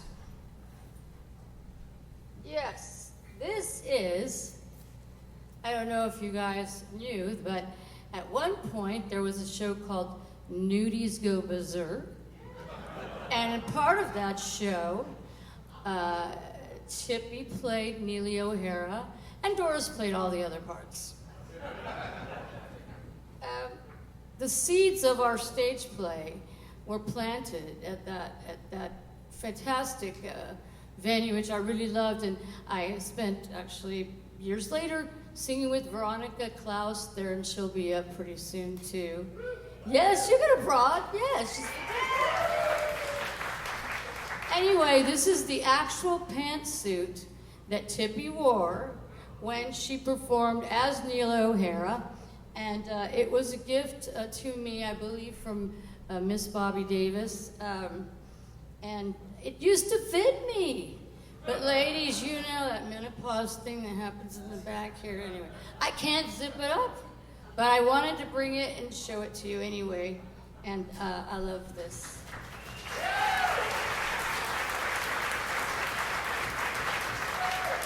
I cannot tell you how fortunate I was to get to work with Doris Fish.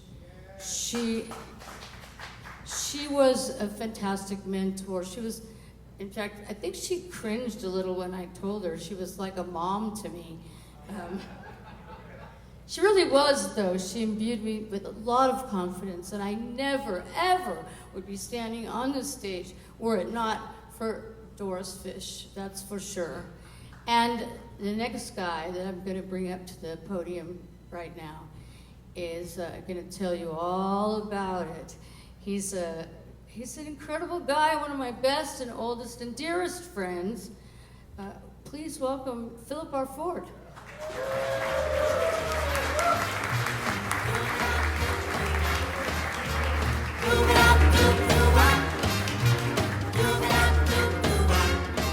Lipstick, powder and paint, lipstick, powder and paint, lipstick, powder and paint. Now here's you ain't.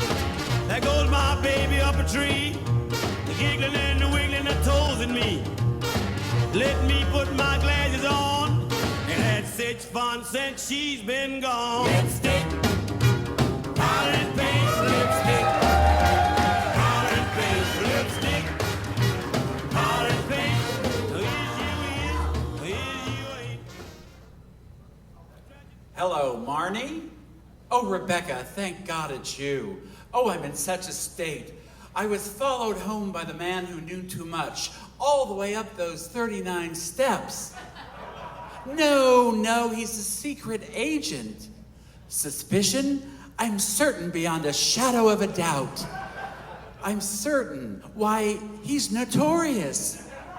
I mean, that's what you get when you talk to strangers on a train. I mean, I know how to catch a thief, but a saboteur? No, it's a family plot. 1 minute I'm there, and then poof, the lady vanishes. He's still out there. I can see him out my rear window with the torn curtain. Oh, my vertigo. What's that? Oh, it's just the birds. Oh, Rebecca, I tell you, this has got me in such a state. I'm in a frenzy. I feel like a psycho. You feel like a psycho too?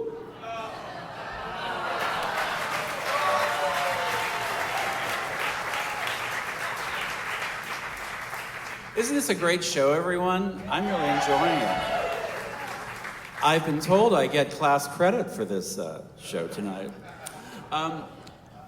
Welcome. That monologue was written and performed by Miss X in Mark Eustace's live soap opera Naked Brunch, which ran at the 181 Club from 1983 to 1984. I was in Naked Brunch in many small parts, along with Doris, Miss X, Tippy, Ginger Quest, Ann Block, Silvana Nova, Tommy Pace, etc. But the part that was most seminal for me was in the third episode in the Queen's Court. I played the judge for this absurdist courtroom scene. And I sort of developed, without knowing it, the character that would haunt me for the rest of the 80s. The smarmy, unctuous, glad-handing, self-important talk show host. So we did a series of 4 shows, Doris and Miss X and Tippy and Sandell and Ginger and I, called the Happy Hour Show. Some of you are maybe there. Were you? Were any of you there? All right, there you go. So there were 4 episodes. The first one was the Happy Hour season opener. I think it was a benefit for Frameline because in the video we keep mentioning Frameline. But the idea that it was just a talk show, sharing recipes and having drinks and smoking, you know, among my favorite things at the time. So We had Ginger Quest as Helen Lawson, Miss X as Joan Crawford.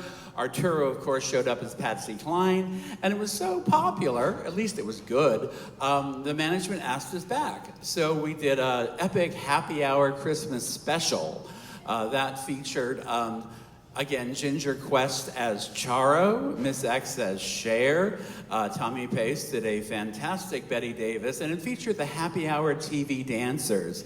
So in every show, there was a very grand choreographed production number, choreographed by Sandell Kincaid, as her name is today. The happy hour TV dancers were Tippy, Sandell, and Frida Leigh. But eventually, Frida broke a heel and had to be shot. So the following year, we did the Happy Hour Backyard Summer Barbecue. Doris and I were the hosts, and it was a pool party show. Very bright, very sunny. Tommy Pace played Imelda Marcos, who was very much in the news at that time. Ginger Quest played Elizabeth Taylor. Miss X played Cher. And then finally, I think the most sophisticated and evolved production was Nightclub of the Living Dead. That was my favorite. So this one had plot and concept in that talk show host Doris Fish had lost her mind and been locked up in the nut house. So Philip R. Ford, talk show host, and TV dancers Tippy and Sandell were on their way to Las Vegas to open up their new act in a brand new resort. Well, because of some hanky-panky in the back seat, we directed Tippy to drive. And the result was a gigantic, horrible car crash. I channeled Lana Turner in The Bad and the Beautiful. But that being said, we ended up in Nightclub of the Living Dead, hosted by Brenda, Queen of Limbo. Doris Fish played Big Brenda, Queen of Limbo. And the Nightclub of the Living Dead was a sort of purgatory for dead entertainers to work off their show business sins in order to get them on to the next world. Again, Miss X played Joan Crawford. Tommy Pace did a fantastic Billie Holiday, which would not be allowed to be done today. So it was a fantastic show, and it had some plot, and it ended in a big climax. Sandell choreographed a group number to a slaughter on 10th Avenue. So, yeah, that's a great piece. So all that being said, I will say, finally, as Connie mentioned, Doris and Tippy did a show called Nudies Go Berserk on their own. It was a two-woman show, subtitled, I don't know where we're going to get the two women.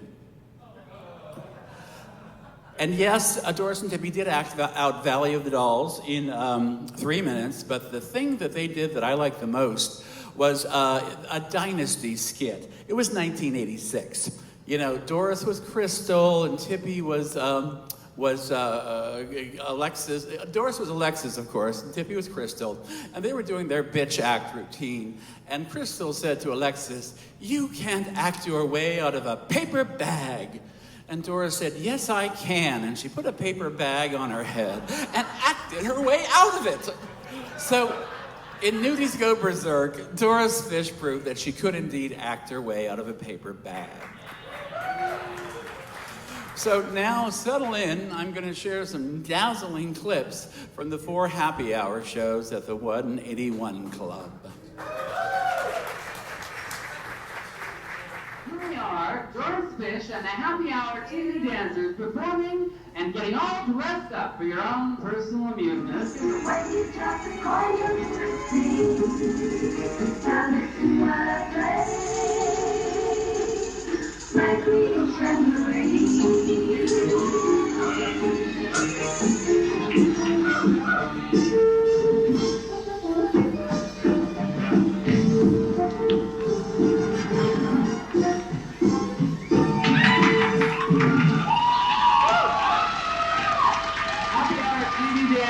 Sandal, Tippy, and Frida. Doris, please have a seat. You're back. You look marvelous. I want to thank you, Phil. This is just my take me seriously girl pajama suit. We do happy hour here, audience. And she's one of Broadway's ageless stars. Oh, but Phil, don't give her that I loved you as a child routine or she'll stab you in the thigh. Tell me about it. Off stage, she's a monster. But on stage, I'm madly in love with her. Oh, aren't we all? Ladies and gentlemen, Miss Helen Lawson.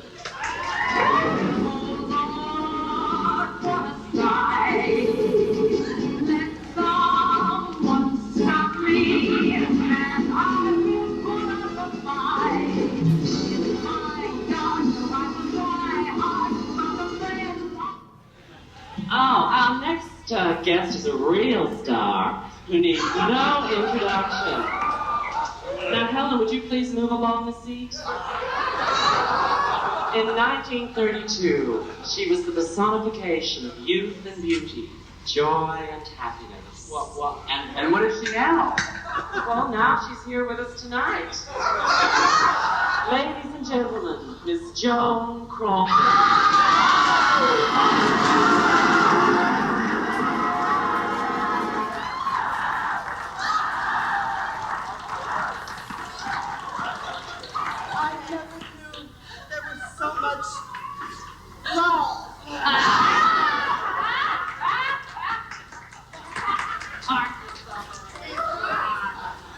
Well, Joan, you look absolutely sensational. Oh gosh, this show, it's been too long since we've seen each other. I hate to get into negatives, but there have been so many rumors about your drinking problem. God damn it, people love to talk. Oh, Joan, I don't think it's anything malicious. It's your best, baby. Yes, I have a drinking problem. You know I have a drinking problem. Maybe you have one too. You match me drink for years. Ladies and gentlemen, fantastic wine.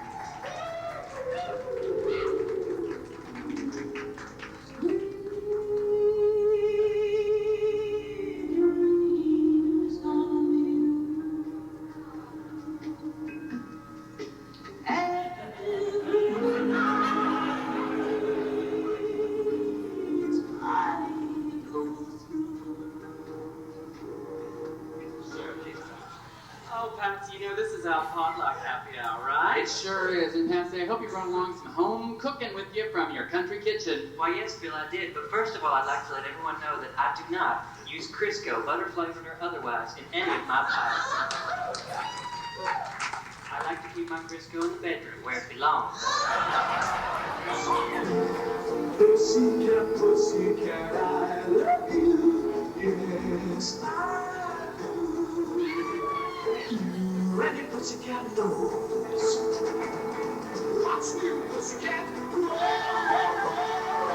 What's new, pussycat?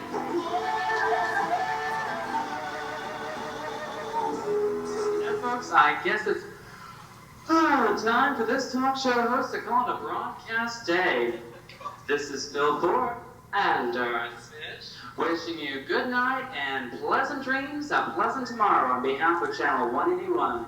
And now we'd like our cast and guests to join us here on stage, and we'll like Miss Joan Crawford to lead us in the national anthem.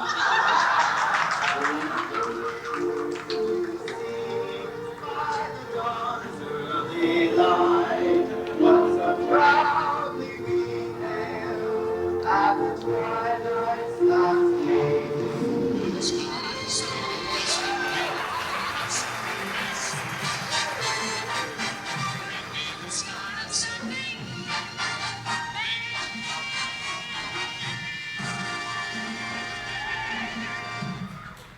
Another happy hour celebrity backyard barbecue and pool party. Boy, Doris, with all this natural fresh air and sunshine, you look younger than springtime. And you, Phil, a perfect Adonis. Oh, this is gonna be the best happy hour ever, folks. And what makes it the happy hour? Girls! Mr. Ford! This looks more like a gift for you than it does for me. Well, I mean, when I saw it in the store, the first thing I thought of was you. Here, let's see how it looks on. Mr. Ford! Mr. Ford! Oh, stop it! I got enough of this. You get your hands off me. That little showgirl to me, you're very special. Oh, you get your hands off me, you big gorilla. I'm going to report you to the SPCA. Oh, yeah.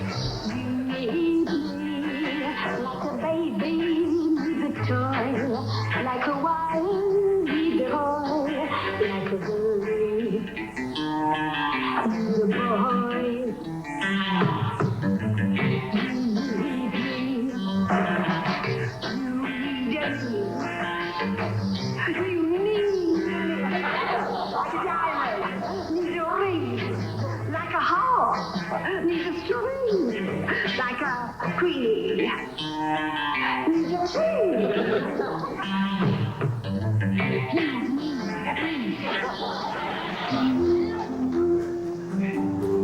Please join us in the happy hour taking dances as we look forward to that magical night in Bethlehem, almost 2,000 years ago.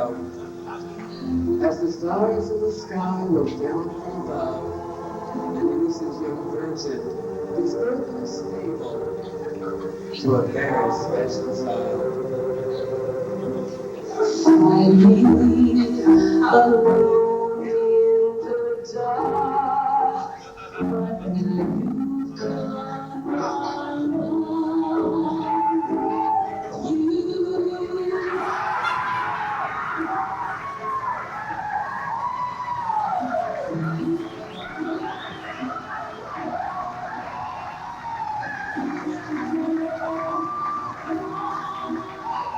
Cancelled? No contract? No studio? Those ungrateful bastards. It wasn't me. It was the scripts. Even I can't turn shit into a birthday cake. I gave them the happiest hours of my life. Oh, that no-talent drunken Philip R. Ford. And those happy hour TV sluts.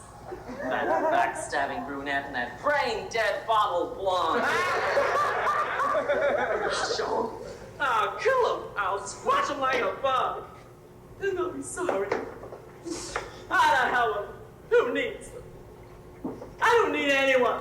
Well, Sandal. Jimmy! God. Doris! Doris, man!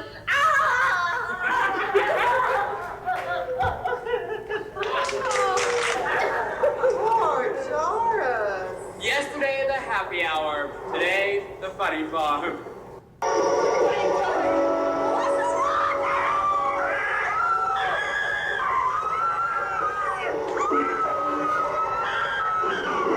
I'd like to introduce the tragic victims of a fatal car crash. Now, let me explain some of the rules here at the nightclub of the living dead. The wheel is rigged, the cards are stacked, and no one ever wins. All our players have signed their long-term contracts with no options. I hope you read the fine print, little lady. Yeah, I couldn't read anything. Later. Right now, Elvira, would you bring out my singing gloves? Because tonight it is now showtime. This song in a motion picture. I'd like to give you a modern interpretation of it. You sinners drop their faces, let that holy place up to everything, then you sinners just swing your arms all out, let the Lord guide you shout, or that music right out, then you sinners. Whenever there's music, that devil kicks. He don't mind music, why that river sticks your wicked and your friend. You fall, misbehave, judge won't be saved, then you sinners. Oh, never get you heaven. Think people won't let you in. You jostle some other bikes like chicken that over and chips. Now, so that you sit on cherry, here's what you cook the man. You can save your soul and your boss is going to keep time off half your hands. Yep, right with me. 1, 2, 3. Ow! Please, Jason. Oh, no! Miss Fortune!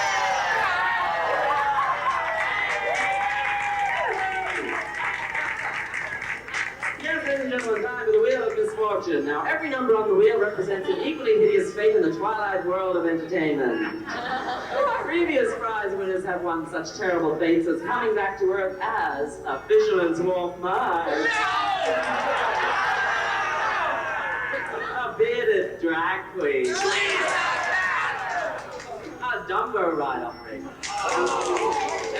an anchor woman on the gay cable network. started a go-go. Or many more too hard. Ladies and gentlemen, Miss Shoulder Pads and Eyebrows herself, Joan Crawford.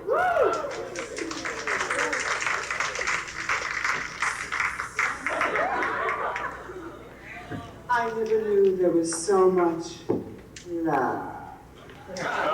Well, speaking of love, Joan, tonight you're working off all the BJs you gave LB at MGM. That's BS, Brenda. I never sucked the son of a bitch's cock in my life. As a matter of fact, I don't know why the hell I'm here tonight. The only sin I've ever committed was maybe loving my children instead of.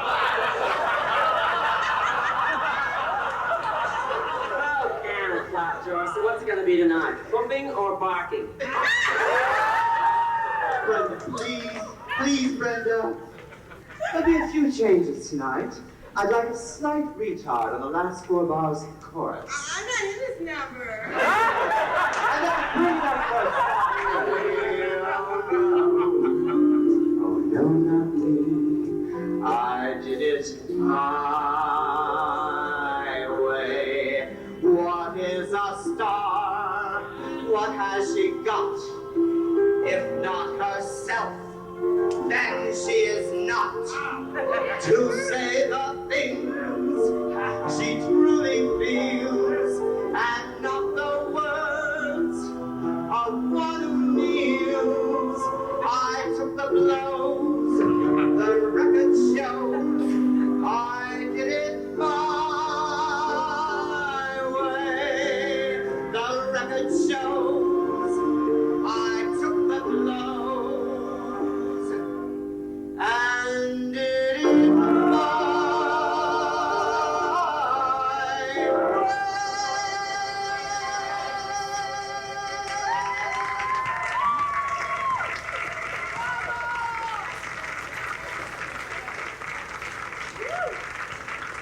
Yeah, it was lovely, though your voice has gotten a little deeper since you died.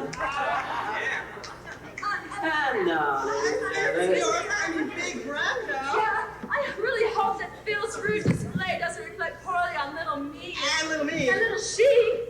Oh, no, my angels. There's no trouble with you two. Why, in fact, I just got word from the big boss concerning you. You mean? Yes, him.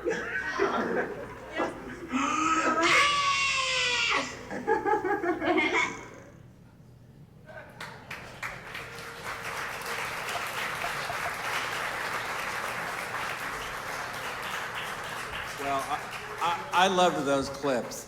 I'd like to say thank you to Robin Adams for compiling and assembling and editing those clips. Before we move on, I'm going to go on a limb here. There's somebody here tonight who appeared in many of the happy hour clips that you just saw. Greg, are you here? Where is she? She must be at the bar. Anyway, Ginger Quest is here tonight, so if you see her, say hello. Sorry we missed that opportunity. So coming up next is a segment that harkens back to Naked Brunch from Mark Eustace's documentary film, Another Goddamn Benefit.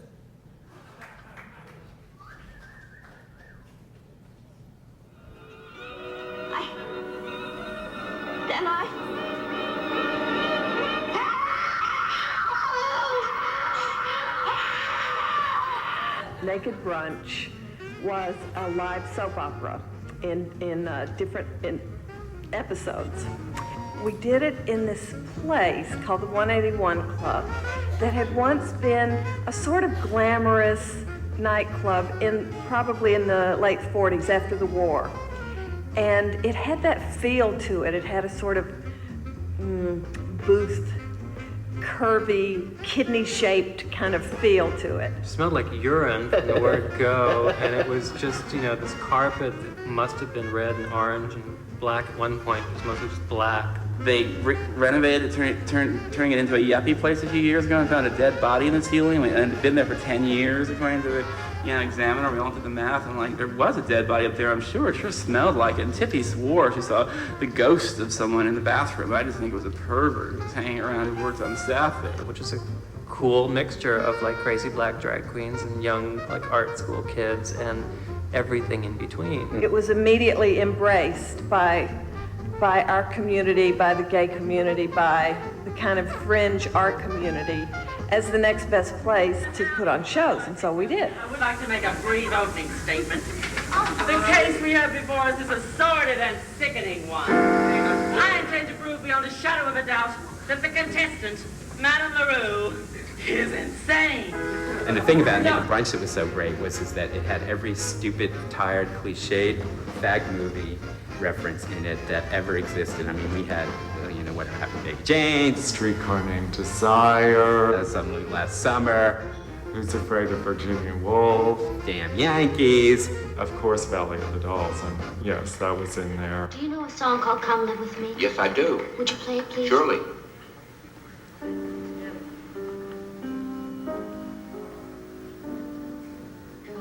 Live with me and be my love. If only for a day.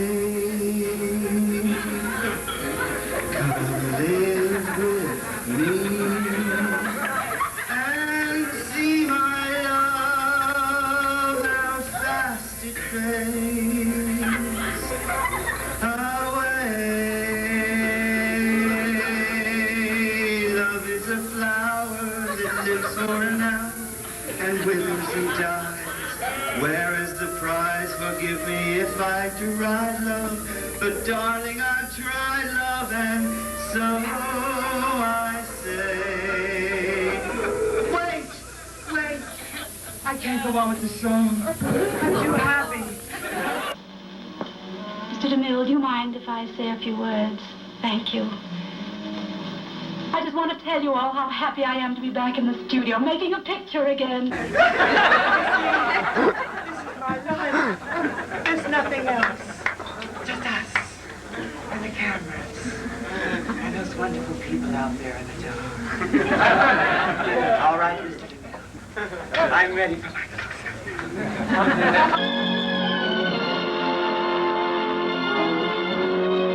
Doris was definitely the cold-hearted, very glamorous and sexy and desirable, but please don't touch me character. Orderly! Oh, here we go. A nice home-cooked meal. I thought you might be kind of hungry.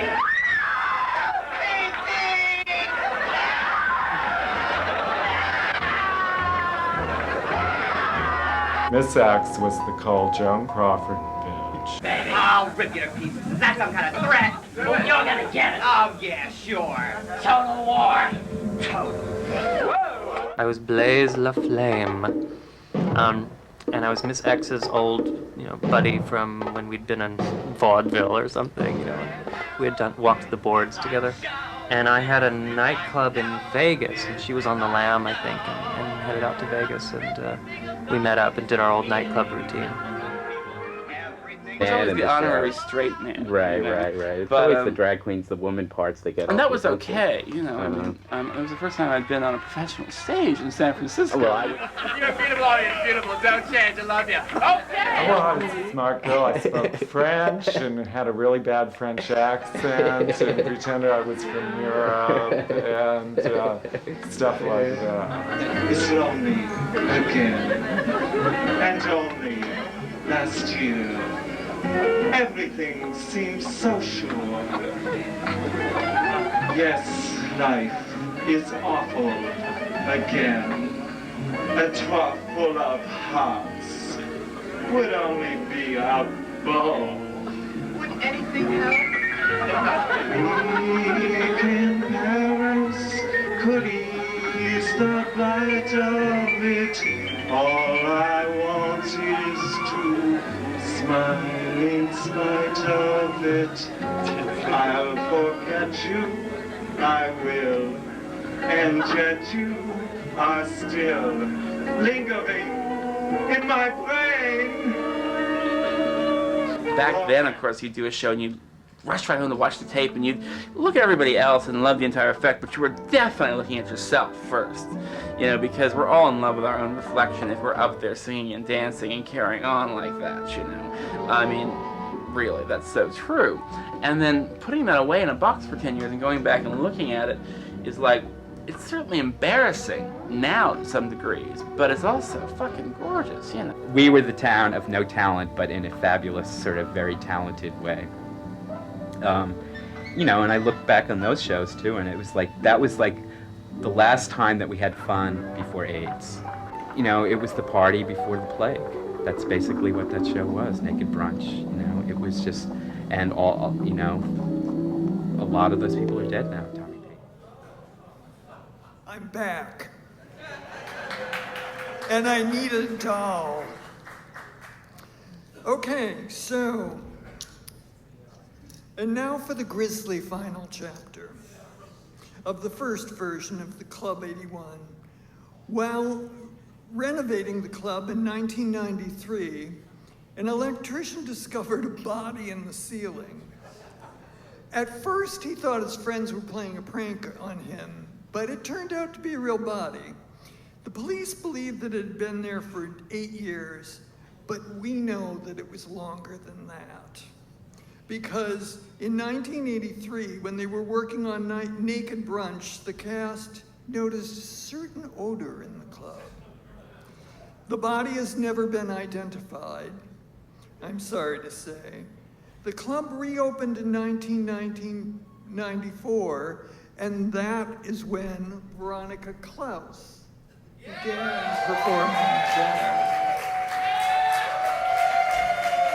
And after a short break, Veronica Klaus and the Tammy Hall Quintet will be performing on this stage.